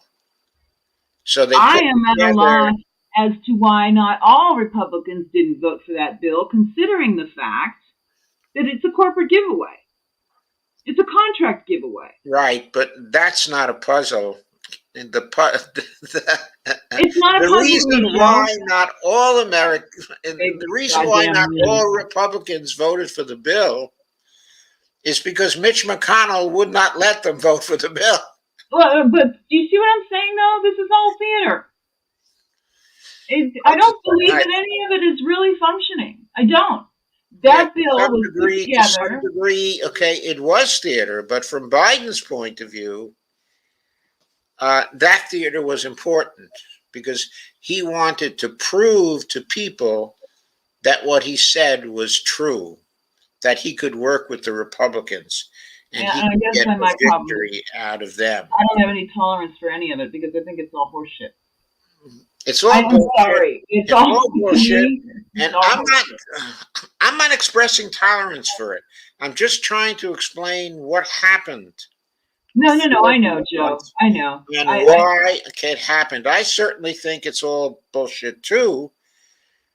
But when we came down to the end, what happened was that the three leaders of the Democratic Party, Biden, Schumer, and Pelosi, broke the commitments they had made to the progressives. Yeah. And that does seem to be real.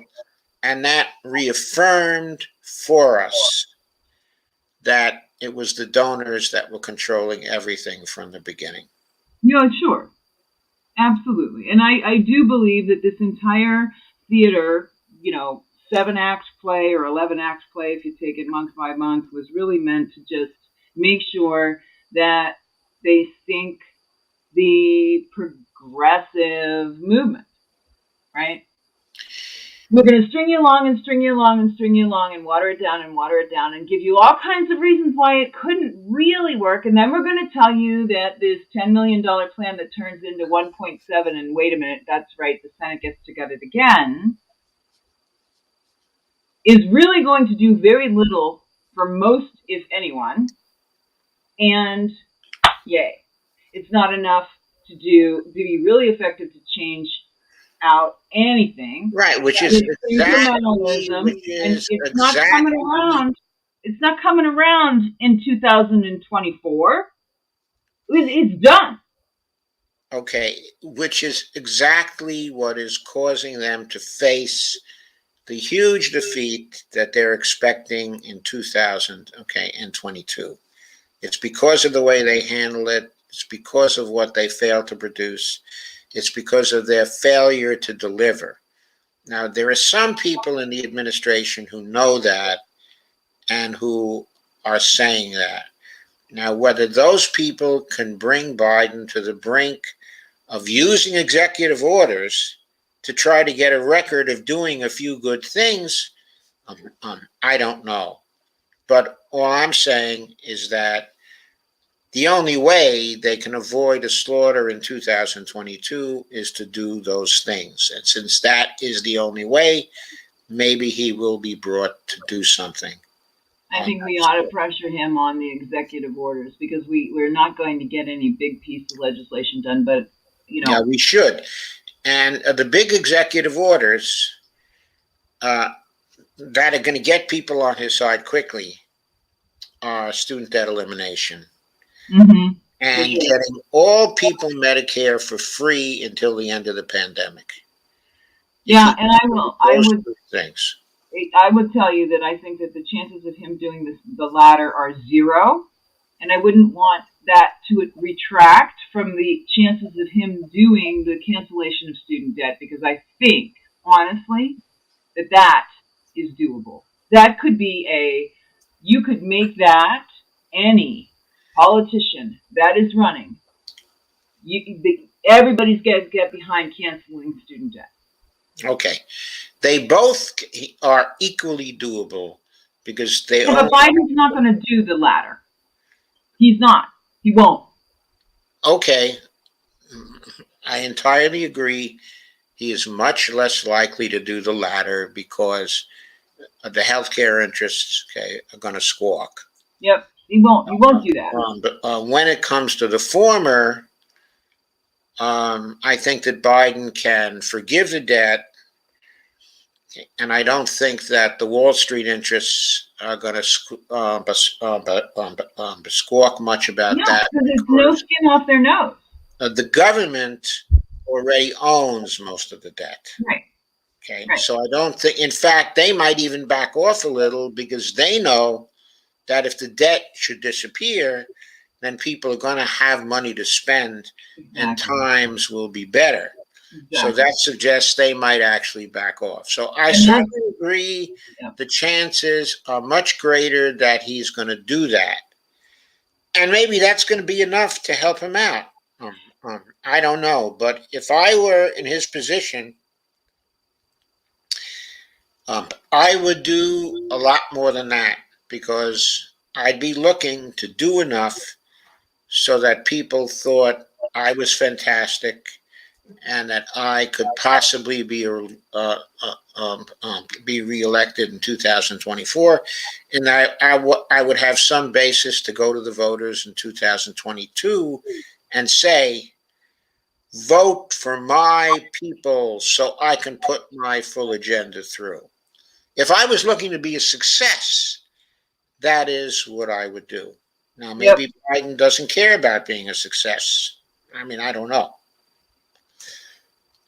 I'm not talking about trying to do something good for the people here. I'd probably want to do that. I agree with you. He doesn't want to do that. But I can't believe that he doesn't want to be a successful president.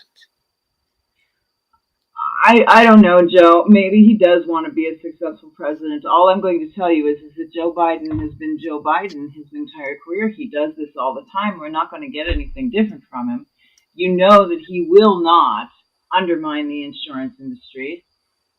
But the student debt is something that he could do, and it would be $1.7 trillion given back into the hands of the people without having to worry about going through any legislation, not having to do any of that.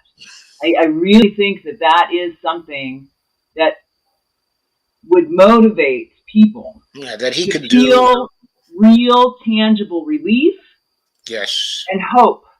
Yes, I agree with you there. Certainly true. But I do want you to consider that with respect to the Social Security Act, Section 1881A. He gives people free Medicare. The insurance companies aren't undermined by him giving free Medicare to everybody. They make a fortune off Medicare. They're going to make a fortune off that. It's really not much skin off their nose. It's also temporary. It's only till the end of the pandemic. Well, I mean, like I said, my only concern with all of that is that I do not believe he will ever do it, number one. And number two, I would not want that to retract from the... One of the things that happens with the left is that they get way too damn scattered on their messaging. Oh, well, I don't want to be scattered, okay, in my I mean, message. I think we need a constant... Okay, and I do agree with you that the Social Security, his use of the Social Security Act is much less likely than the executive order with respect to student debt. That is the more likely thing for him to do. And then we have to pressure... We'd have to pressure the leadership too, like, because the messaging is going to be what it has been forever. And we just have to get on them and let them know, hey, look, we're not voting for anybody if you don't get behind canceling student debt, period, the end. Because what I'm trying to do here, and I hope that it's visible, he does that. It is direct infusion into the economy. It is direct relief straight into the household. That's never happened. Straight in. Not some goddamn check that you're going to get once and pray for and hope you get, and some of you aren't going to get, and oh my God, and then you get it and they take it because you owe something. No. Yeah. You don't have to pay your debt. What it has is a huge impact on balance sheets, on the balance sheets of the individuals and families. Suddenly their balance sheets, which look like crap in part because of student debt, suddenly their balance sheets, okay, are healed, and they're a much better credit risk. It's just ARAP. Most of the people that are going to benefit off of this don't have balance sheets. That's the problem. It's their money in, bills out, right? If you cancel that debt, they're going to finally maybe have a balance sheet. But right now they don't have one. Yeah, that's what I mean. Yeah, that's what I mean. They'll have a balance sheet that they can go to banks with. Yes. And that they can use to get homes and cars. Yep, that's it. And that's going to be great for the families. It's going to be great for the economy. And it's going to be great for the morale of people. Exactly. Well. I mean, and then it goes. It's very important right now. It's across the generations, right? You've got the millennials, Gen Z. You've got. Oh, I'm all for it. On debt. There are 45 million people involved. Exactly. It's a lot. It's huge. It's huge. It's huge. It will sway an election, Joe. For sure. I agree. So, I mean, that's see, this is what I'm trying to get at, is like benefits on every front. Right. Okay. Take a look at some of the comments. Yes, but please do not read Adam Bowles' comments. Skip over every single one of them, Joe. We're not playing that game today. Oh, no, I don't want to play that game. No. Okay, cool. And I'm going to take myself off camera. I will be back in a moment. Okay. Okay. We are waiting for Lisa to come back. Lana says, I think we're all in some sort of denial.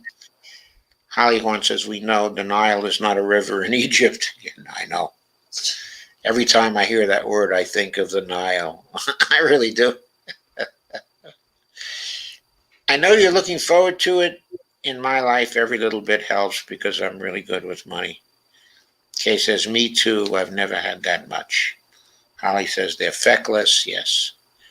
Hope SS isn't held up by the stupid debt ceiling. Holly says we need to get past the two parties. Lana says, it's about time you showed up, Steve. Carmen says, I've been sharing dump the incumbents all over news articles and sites. It's our avenue to end bad neoliberalism. And Carmen says, Kay, not having much makes you very wise with spending. And Dolores says, I've been sharing, hashtag dump the incumbents as well. Carmen says, such a powerful hashtag, Dolores, I love it. Hollington says, in Rittenhouse will do it again. I think he will do it again. Shane says, hey. Lana says, I think this Rittenhouse verdict is going to turn into the OK Corral. Very scary. Carmen says, but anti-fascists won't get a Klan judge that will finagle the trial to get them acquitted. That's probably true. And Lana says, Texas is already turning into the wild, wild west. Yeah, I think so. Lana says, I get so fed up with people who keep shouting about the law. MLK reminded us everything Hitler did was legal. That's what we're looking at here, too. Everything they're doing is legal. And Kay says, hopefully Beto will win governor of Texas this time. It's going to be very hard because they're going to vote to suppress the hell out of it. They really are. It's going to be really tough. And it says, I wonder what the polls are showing about Beto. Lana says, that thing with Arbery is so awful. Yeah, it was so awful. Lana says, we all know that if Kyle was black, this would have turned out way different. Yeah, I believe it would have. Lana Dell says, Jen Perlman, who says she's a lawyer, said the prosecution did not approach it in the best way. Also, there was a lot of evidence the judge would not allow to be presented. Yes, I know. Holly says, absolutely no sense. Lisa and Devora made a comment of the minimum, the reckless endangerment comment. Kay says, polls seem to be good for Beto so far. He's just announced a week or so ago. Holly says, Lana, it was obvious, really. No need to be a lawyer. And Devora says, semi-automatic. Yeah, It was a semi-automatic. Thank you, Devora. Holly Horn says, hi, Devora Acts. And Devora Acts says, hey, Holly. And Lana says, I wanted Kyle to be convicted of something, but the law can be very specific, and apparently the prosecutor didn't cover all the bases, plus biased judge, comedy of errors. Holly Horn says, agree, Lana. And Steve Gonzo says, GOP lawmakers in 34 states have produced 81 anti-protest bills during the 2021 legislative session and absolve motorists who hit them. And Kay says, Ohio just passed the open carry law. Texas has. Shake my head. Kay, that's sad. And Holly Horn says 17 at the time. And Carmen says, reports crucify protesters for being out after curfew, but not a peep. That written Hitler was also out past curfew, as were those militia types. Lana says, the police told Kyle they were glad he was there. Unbelievable. Spot on, Carmen. I thought the same. Holly Horn says, Kay, I was born in Toledo. Holly Horn says, by vigilantes. And Lana says, the state of Minnesota has open carry, but you have to take and pass a course. Most who carry do it so people are not aware. And Lana says, most not missed. Lana says, Kyle reminds me of Zimmerman, who killed Trayvon Martin. They have a love fest with law enforcement. It's like a cult. Kay says, it is a cult, Lana. Also, I just watched in LA anti-vax protesters with Proud Boys chanting about human trafficking. What the fuck? Lana says, I read his father is in Wisconsin. Has anyone else seen that? I did, Lana. I did too. A rather odd hour for a visit.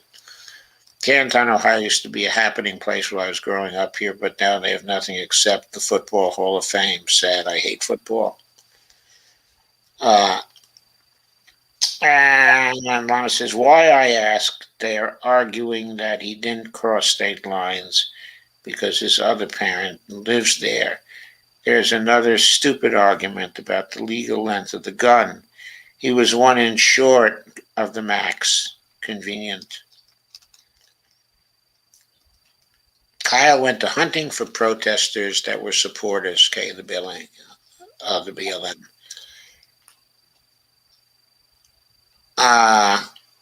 Dr. Joe, can you play Matt O's? Okay, I don't. Hang on a second. I have to find the Matt Orphalia video. Okay, it's not easily accessible right now. Holly says exactly, Carmen. Holly, no matter how they spin racism, is behind this. Okay. And Ghostout says when he started to exit the scene, protesters identified him and gave it chase. And Lana said Tom did a wonderful video about the Medicare Advantage. Scary. Well, I think you heard Lisa on that. That video was probably based on the same article. And Steve said Hartman has been neutered. And Kay says, Lisa, you're only hearing part of it. Tom has been warning about this for many years. And Kay says, no, he hasn't. Go start. Kay says, I've been watching Tom's show for many years. Lana says, I stopped engaging with his followers live on Facebook. They absolutely reject learning anything about federal finance. They tell me I am a Republican. They're a bunch of centrists mostly. Kay says, not all of us, Lana Kay. He gives some good info, but like Bob Reich and Rick Wolf and TYT has one foot on the progressive side and one foot on the neoliberal side. Lana says, I did say mostly.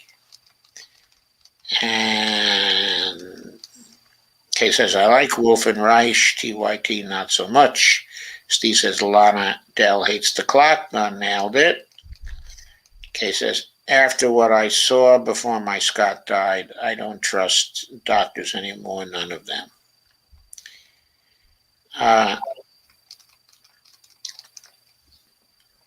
And Kay says, the one I have now is still a pill pusher. The last pills he prescribed for me have already been recalled. Holly says, yes, use recent data. Kay says, no. Carmen says, Lisa caught that BS. There's Lisa. Sorry, guys. She's back. Nature called. How'd you go? Hi. Hi. And Holly says, patients need to advocate for themselves and others. It's hard. Yes, it is. And okay, I'll skip the Adam Bowles comments for you. Thank you. Cancels votes. I used to work in all kinds of healthcare when it was nonprofit back in the 70s. Okay. Okay, that's amazing because Kay knows what's happened too. You know, I just had to go into the emergency room because I had a kidney, what we believe is a kidney stone. I went into the ER and they gave me some quick pain relief. I think I got some Tramadol. And they discharged me very quickly. And in 45 minutes, I was back in the emergency room. But this time, I had to call an ambulance. And I literally live across the street from a hospital. I should have never been discharged from that ER. They should have admitted me. When I went back in, I was given, they mainlined me morphine because I was in horrible, horrible pain. And as soon as they did that, they started asking me if I felt like I was ready to go home. The one thing about me is that I know that they should have never discharged me in the first place, that the fact that I had to call an ambulance to get back into that emergency room was total crap, and the doctor was trying to send me home again. And this is all because if you go into the emergency room and you need to be admitted for treatment, it is considered emergency room admission, and it's all covered. If they discharge you to your PCP care, then any treatment that you have to have after the fact, you come back in under an outpatient treatment, and then that's all on you. They bill you for treatment outside of the hospital, and then all of your deductibles and everything kicks in, right? They did not want to admit me. And that is what you call a medical treatment protocol. That's how these insurance companies are making so much money. I am not the person to pull that bullshit on, whether I'm mainlined with morphine or not. They ended up admitting me into the hospital for treatment, but the doctor was trying to say that a 25-year-old back injury was the reason that I was in so much pain, even though I tested for a kidney infection. They were insisting on the idea that my pain was associated with this back injury that I've had for 25 years that has never caused me any trouble after I first got it under control. It is unbelievable what must be happening in these emergency rooms. All they want, the doctor kept saying to me, well, we can only do so much in the emergency room. And I said, well, what do you mean? And he says, well, we just need to stabilize you and then we'll discharge you to your PCP and you can follow up with them. And I said, well, you tried that the first time and I'm back in here. I have a kidney infection. You need to admit me and put me on IV antibiotics. They tried once again to discharge me. Then I found out that my PCP was rounding on the second floor of the hospital. And I told him to go find him. So I know how this stuff works. I cannot imagine. You do. I can't imagine what people have to go through that don't know this stuff. And I was not nice. I think I called that doctor every name in the book. But if and I was under the influence, guys, and they were trying to send me home. My husband was not in the state. He was in Arizona. I had a 14-year-old son home with a broken ankle, and they were going to send me home. And I know that they can't do that because it would have been unsafe, which was the only reason why I got this emergency room doctor a little scared. At one point, I even said to him, well, I was in so much pain. I said to him, he said something about, well, what are you mad at me for? And I said, I haven't even started with you. You have no idea who you're dealing with.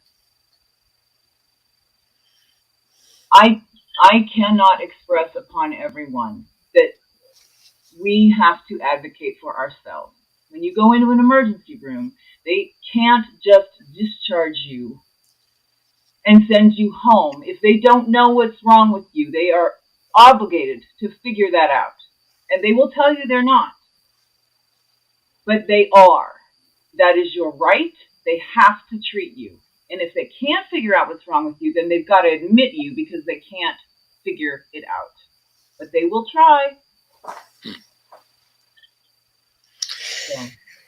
Oh, boy, that must have been harrowing for you. It was kind of empowering, even though it was horribly painful, because I got to finally unload on someone who needed to be unloaded upon. And that's always good, because that is liberating. It is.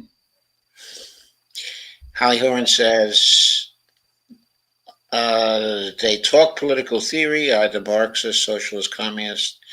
They don't understand in order to bamboozle. Not sure who you were talking about there, Holly. Were you talking about what Rick Wolf and Bob Reich have to say?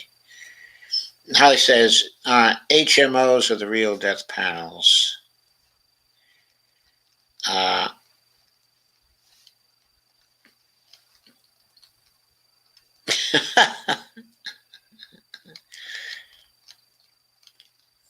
Okay, so Adam Bowles is getting a lot of attention from various people, but I'm not going to engage in that particular discussion. And Lana says that Rick Wolf is great with worker co-ops and markets, but he still links Fed spending with Fed taxes and scaremongers over the Fed debt. I've learned to ignore certain things he says. Yeah, I've also learned to ignore certain things he says. I like what he says with respect to co-ops, and the way I handle that is by trying to integrate what he says about co-ops with the federal job guarantee. I think that's a good way to take Rick Wolf. It is. It is, and it's a shame that people still talk about how taxes pay for things, federal taxes pay for things. I know there's no excuse for that anymore. And of course, that's at the basis of all the bullshit that we get from Manchin and Sinema, okay, and from Biden about the debt and the importance of fiscal responsibility. Kay says, Lana, he doesn't say MMT, but he knows. Well, but he contradicts MMT all the time. So you have to conclude that he doesn't really believe in MMT. Holly says, yes, Lana, take the best and leave the rest. Ghostot says, oblivious puppets going through the motions because dollars. Yeah. Our government does not recognize MMT, so it will not happen or help us, okay, at this point. Well, there are a lot of people in Congress, though, who know about MMT now, more and more. According to Stephanie, at least a third of the Congress is now informed about MMT. I'm talking about Stephanie Kelton now. And Lana, Adam's coming into our feed, but he's on Facebook. That's why you don't see him. Lana was saying she doesn't see Adam Bowles. oh, I'm seeing Adam Bowles here. Yeah, but Lana's on YouTube, so she wouldn't. Right. Oh, I see. Yeah, that's right. Ghost that says I tweeted this to AOC. Oh, evidently Ghost Star tweeted a middle finger to AOC. That's what he's telling us. Holly Horn says, but Joe, quote, we represent them, unquote. Holly says, good on you, Ghost Start. And Ghost Start says, they were instructed to act like the bill was a win. Yes, I know they were. And Lana says, Kay, totally disagree. Yarmuth has publicly embraced MMT, Stephanie's book, on several occasions. He's further stated many in Congress do understand. We are getting there. No excuse for Wolf. That's right. If people in Congress understand, there's no excuse for Rick Wolf not to. Carmen says, that's what Biden gave us by lying about the full 2,000 and keeping $600 sizzle with no steak. Carmen says, I want my effing filet mignon. So do I. Kay says, that is true, Lana, and exactly why he is quitting. And Kay says, MMT will not work here at this point. I think, Kay, you misunderstand, okay, what MMT is about. It's a description of how the federal financing, a good part of it, not everything, but a good part of it is a description of how federal financing works. So it's not a question of whether it works or it doesn't work. It's a question of whether you accept a description or you do not accept a description. If you accept a description, then you have to conclude that the level of debt does not matter, and also that the level of debt to GDP ratio does not matter. And if you believe those things, then you would not say the same things that Rick Wolf says. And Ghost Start says, all the fail-safe tools are in place to rig literally everything down to voting machines. Yeah, I know Ghost Start, but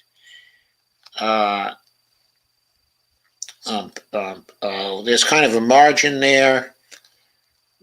But if the end result, okay, of voting is completely at variance with the exit polls, okay, and the polls approaching the election, then it will be obvious that it has been rigged by the voting machines. And then they lose legitimacy of that, and they are looking to retain at least by some of the legitimacy that they have. In other words, they want to be able to, say we live in a democracy and not have people totally laugh at that. We totally laugh at it, but, most of the people out there who watch the mainstream do not totally laugh at that. Lana says, I don't know why he is quitting. Maybe he has just had enough. I give him big kudos for telling the truth. So far, I don't see anyone in Congress disputing him. Perhaps I missed that. I'm sorry to lose him. I think what he's been saying is that he's 74 and he wants to spend time with his family. We don't know whether he's ill or not. He may have an illness. He may figure he has only a few years left, and he may want to spend it with his family and his grandchildren. If I thought I had only a few years left, that's probably the way I'd want to spend it. I'm not going to let you do that. Yeah, Bonnie says that she's not going to let me do that because she doesn't think I have only a few years left. So Kay said, and I don't think she has only a few years left either. Kay says, had a troll on Facebook, so got out of there. Kay says, I give him credit too, but he said that is why he is quitting. No one will listen to him. And let's see. Kay, I don't recall Yarmouth saying that, but do you remember where I saw that? Yeah, I think I saw it in a statement that Yarmouth made. I'm not sure exactly where the source was. It might have been one of the articles in The Intercept. Carmen says, so Biden danced with the devil by using cinema and Manchin to negotiate. Well, of course, Biden doesn't think that Manchin and cinema are the devil. And that's one of the places where he made a mistake. But I think, there's another way to look at this. Okay. There are people inside of the Democratic Party in the Senate who are Republicans who ran on the Democratic ticket, but they are Republicans. There's a good argument for saying that there are 58 Republicans who are in the Senate, not 50. And that's why it's so difficult, to get anything through that's even remotely progressive. I think that's closer to the truth than saying that there are 50 Democrats, okay, and there are 50 Republicans.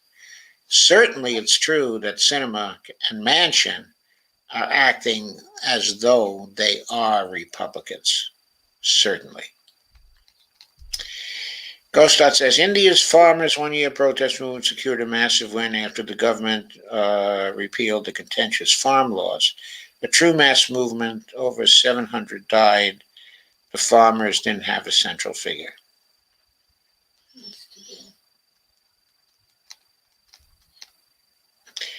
Ghostot says, we don't need no stinking leaders. Not if we have general strikes, but we don't have general strikes yet, Ghostot. And Carmen says Obama was on the same stupid time-wasting ego trip trying to be captain bipartisanship. Maybe Biden wanted to outdo Obama. That was probably part of it. Holly Horn says, sadly, I doubt it. And Carmen says, no, federal taxes are deleted upon receipt and never pay for anything. It's how the federal government deletes currency out of circulation to balance the sectors. In the visionary words of Greta Thunberg, blah, blah, blah. Mm-hmm. Okay, it's not really Thunberg. It's pronounced Thunberry, or at least it is according to Amy Goodman. At NPR. Kay Ryan says, no, I can't remember Lana, but it was out of his own mouth. And Steve Gunto says, debt by Jubilee for all. Yeah, I'm a big partisan of that. Debt jubilees for all. And Michael Hudson's work on that, of course. And Lana Dale says, Kay, I wish you could remember. I pay a lot of attention to Yarmouth. I remember his presentation on, but not running again. Holly Horn says UBI. Okay, I guess I don't want to argue about the UBI right now, but I am not for a BI. I am for the combination of a job guarantee and a basic income. But, I am not for a UBI. Ghostart says, seems that Yarmouth is going to go out with a whimper, not a bang. I don't know if he's in a position to go out with a bang.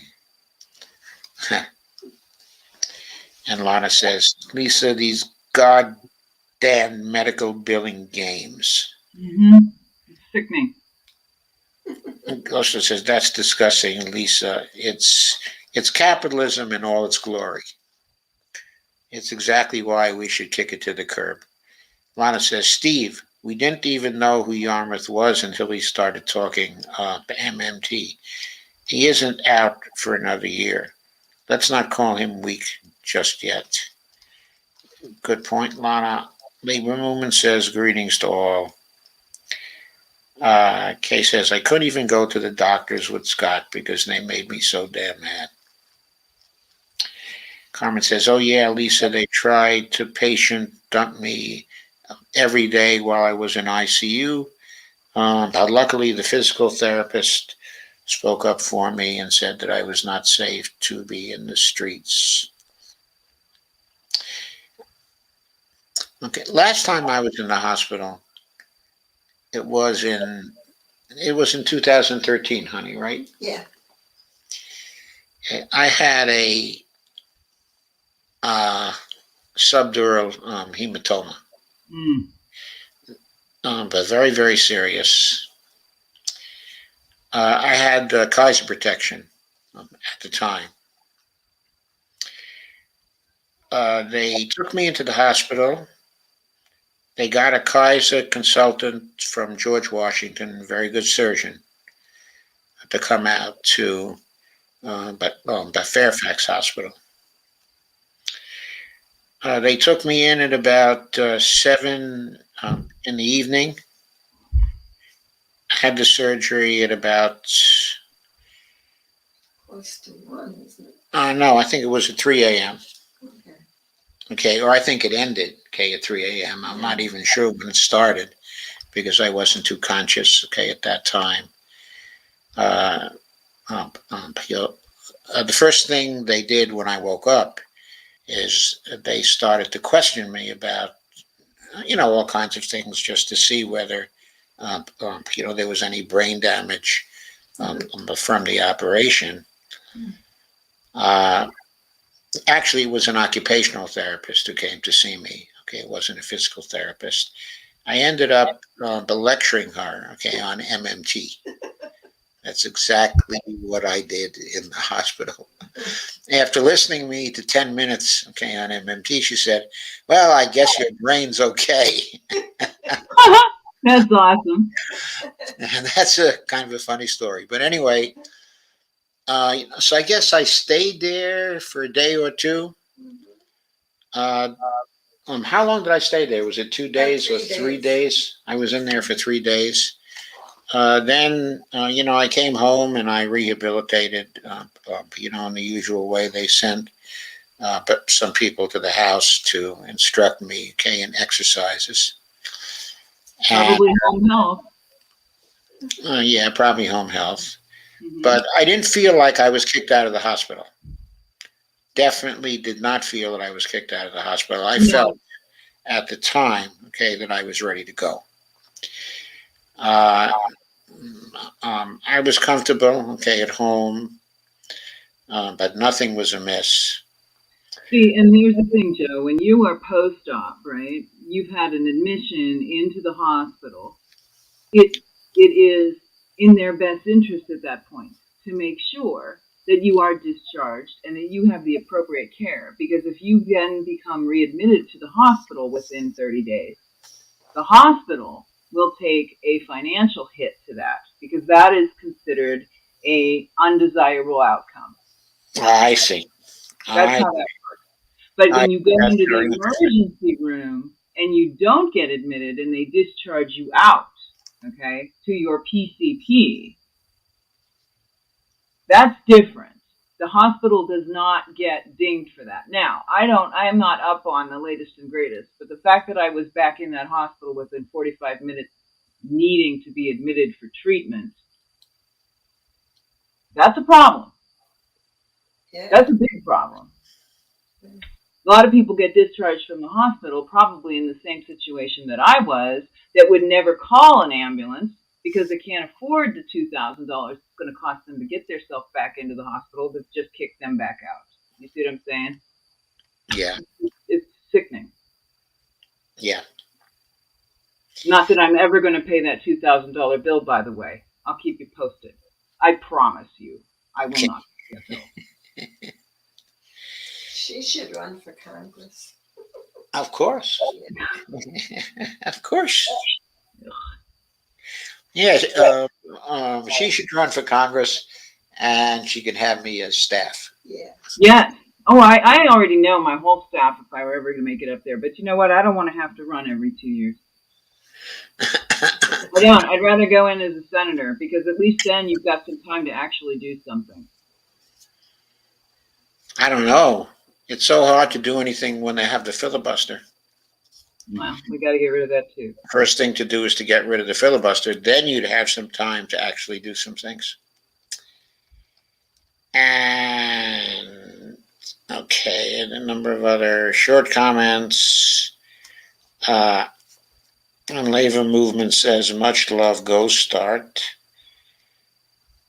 I'm not sure why, but probably Labor Movement knows Steve well. Shane came around at about 11:40 and said, just added hashtag learn MMT to my Twitter and Facebook profile.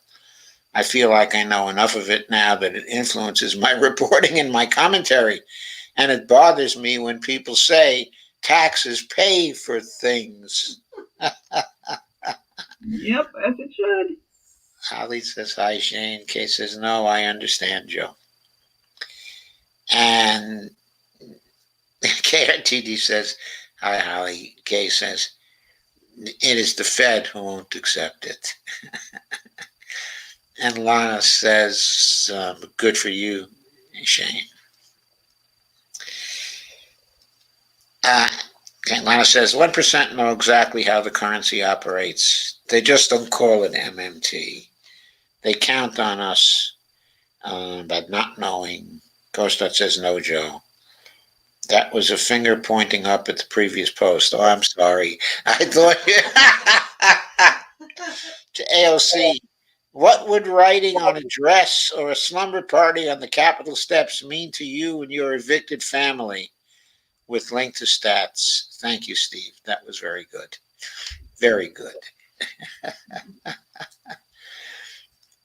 Atlanta says, go, Bonnie. And Shane says, I have a wonderful video. It's a compilation of Nancy Pelosi talking about her favorite president, Ronald Reagan. And then he says, Reagan. Actually, Reagan is spelled Reagan. Shane. Hi, Kay. Kay's leaving. He's tired. Hi, Kay. He thanks us for a great discussion. Carmen says, this is the Twilight Zone. Shit. But WCJB Gainesville reports Alachua County man arrested for possession of child pornography. Gainesville police say cyber tips led officers to search the home of 24-year-old Kyle Rittenhouse, just found on my news app. True story. You gotta be kidding. Not the same Kyle Rittenhouse, though, but very, very much a coincidence, right? I guess. Joy. Yep. Bonnie tells me to raise my beret. KRTD Media says, I'll try to find it and send it to you. Hi says, thank you, Shane. Not the same Kyle Rittenhouse, but how utterly ironic. And Garza says, I've been blowing up Joe POTUS TL2. Kostat says, but Greta, but Tintin, Eleonora, but Ernman Toonberry. Well, thank you, Ghost Star, for that correction.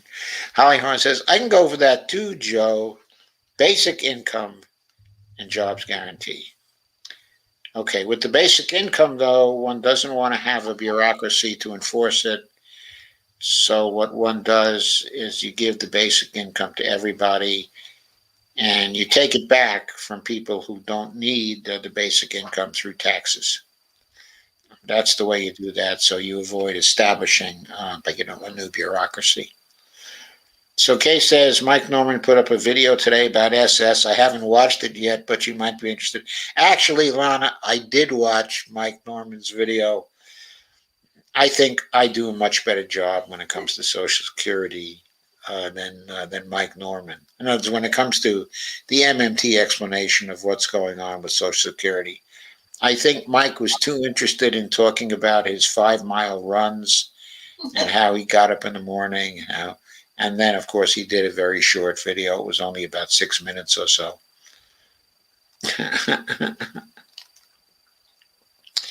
Carmen says it sounds absurd, but the article looks legit. And Kay says, I see and read them all. What we need is a Social Security 2100 Act to be passed, but I have my doubts with this POS Senate. Kay says, okay, guys, I'm a tired old bag and going to bed. Thank you for another great discussion, and I love you all. Thank you, Joe and Lisa. Thank you for coming. Thank you for being here, as always. And Lana says, good night, Kay. And Holly says, good night, Kay. And Kay says, night, Lana, night, Holly. Someone's favorite president is Ronald Reagan. Doesn't that make them a Republican? Yes. Isn't Nancy Pelosi a Republican? Well, it often looked as though Ronald Reagan was Obama's favorite president, too. It wasn't just Nancy Pelosi. I keep Nancy Pelosi as a Republican. Well, I'm kind of sure she's a Republican. Yeah. Carmen says, Cori Bush calls for expulsion of House Republicans who offered Kyle Rittenhouse an internship. Says her job feels more and more dangerous every day. And I would tend to agree with that. So would I. In fact, I mean, that's a real concern.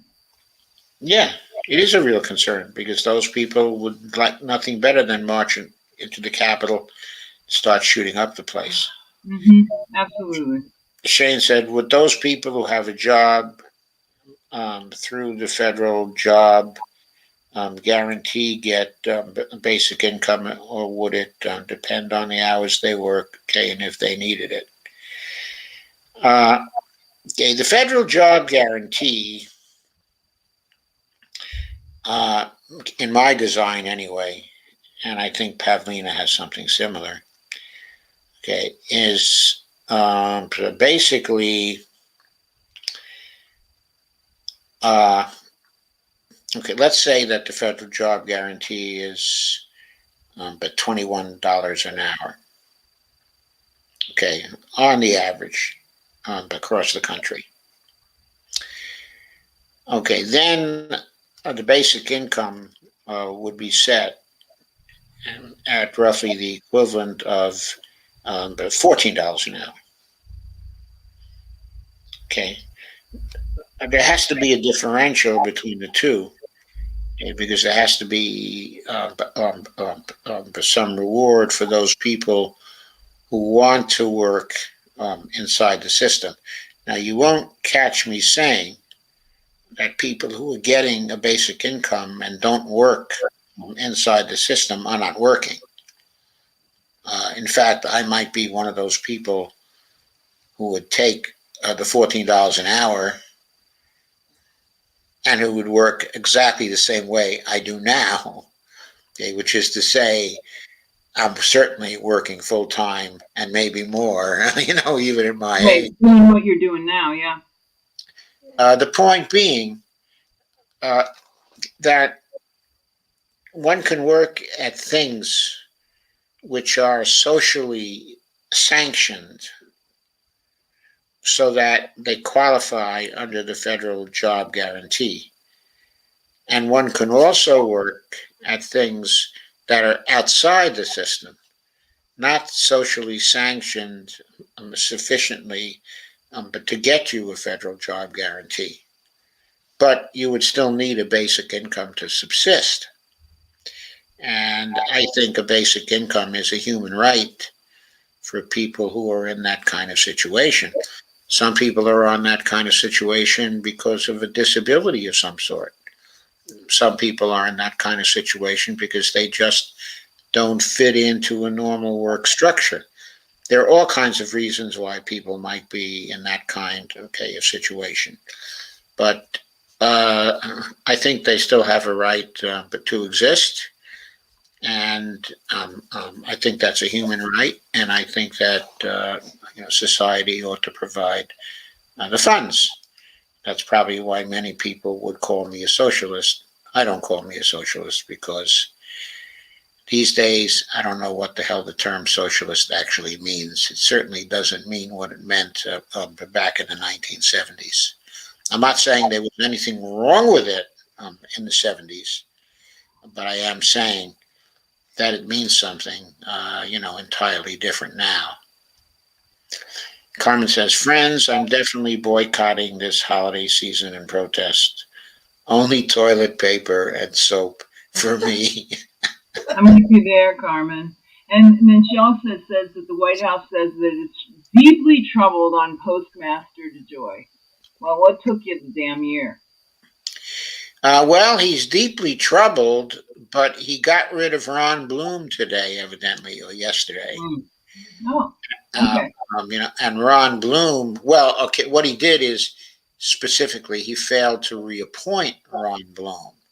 Okay, and Ron Bloom was the main support for Postmaster DeJoy. So this is being interpreted by some commentators as being the first step in actually getting rid of the Postmaster DeJoy.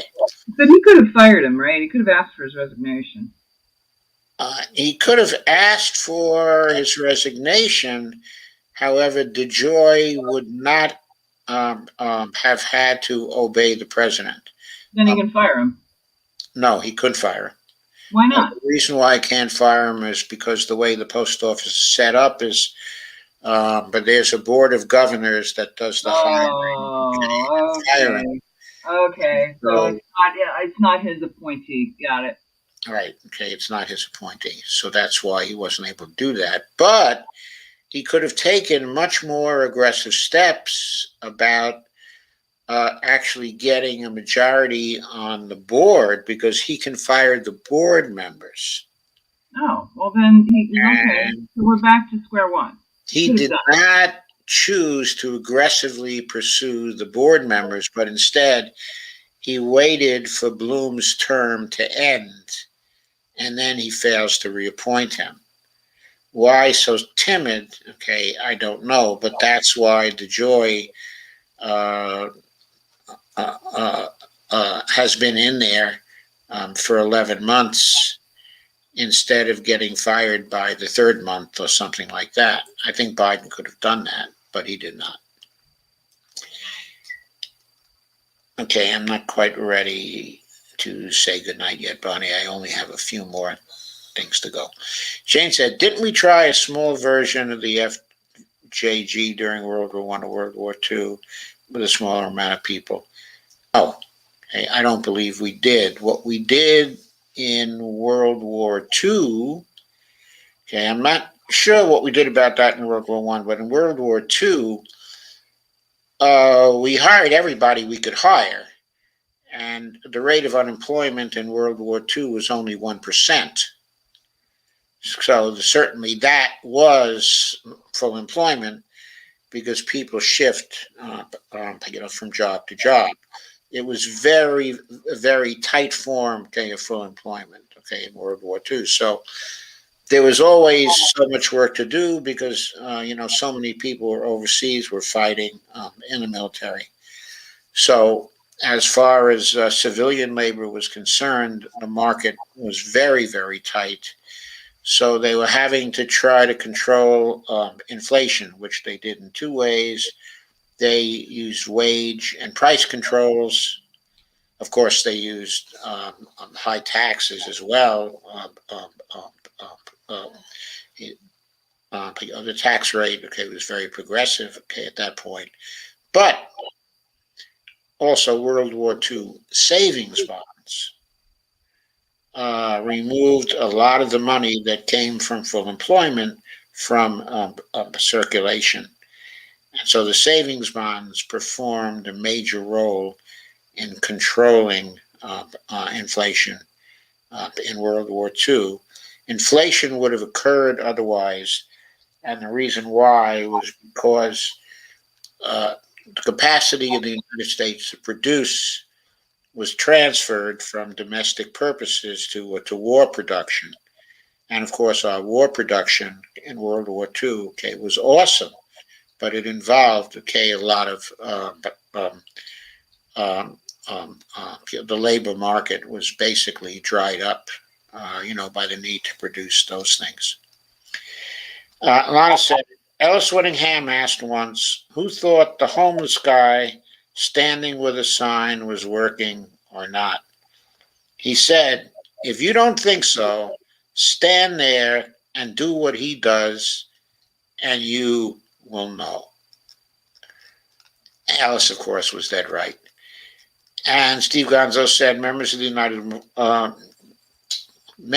United Mine Workers of America got arrested during a rally outside of Black Rock.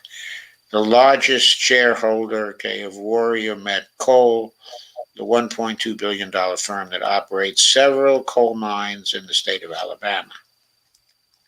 Yeah, that happened a couple of days ago, didn't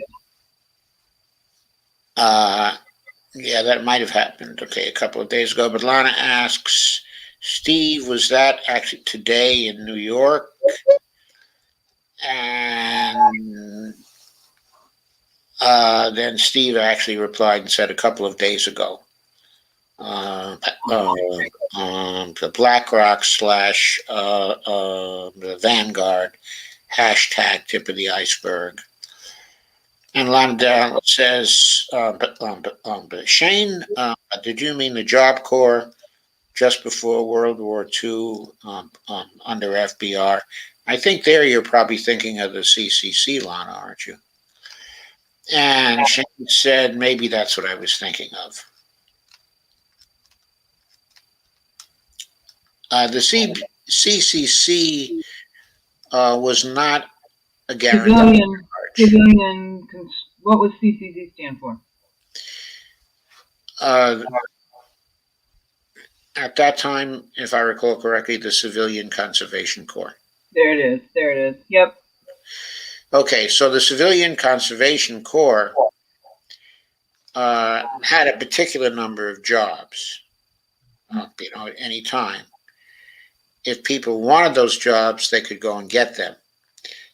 The way that's different from a job guarantee is that in the federal job guarantee program, if you go to them and you want a job and you need a job, they find one for you.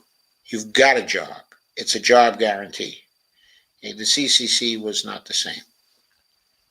Isn't the CCC how we got like the dams built and whatnot? Yeah, that was incredible, actually. The CCC and the WPA, did an awful lot of the buildings and things around, here in Washington, D.C., GW Parkway was done by them. The fixtures, okay, at Roosevelt Island. A lot of infrastructure was done through that. A lot of infrastructure that still exists today. And needs rehaul. Nearly 100 years later, those truly amazing. It was so productive. KRTD Media said, did you have to apply for the CCC? Yes, you did have to apply, but generally speaking, one was readily accepted for the CCC until they filled their quota, of jobs. They did have quotas of jobs.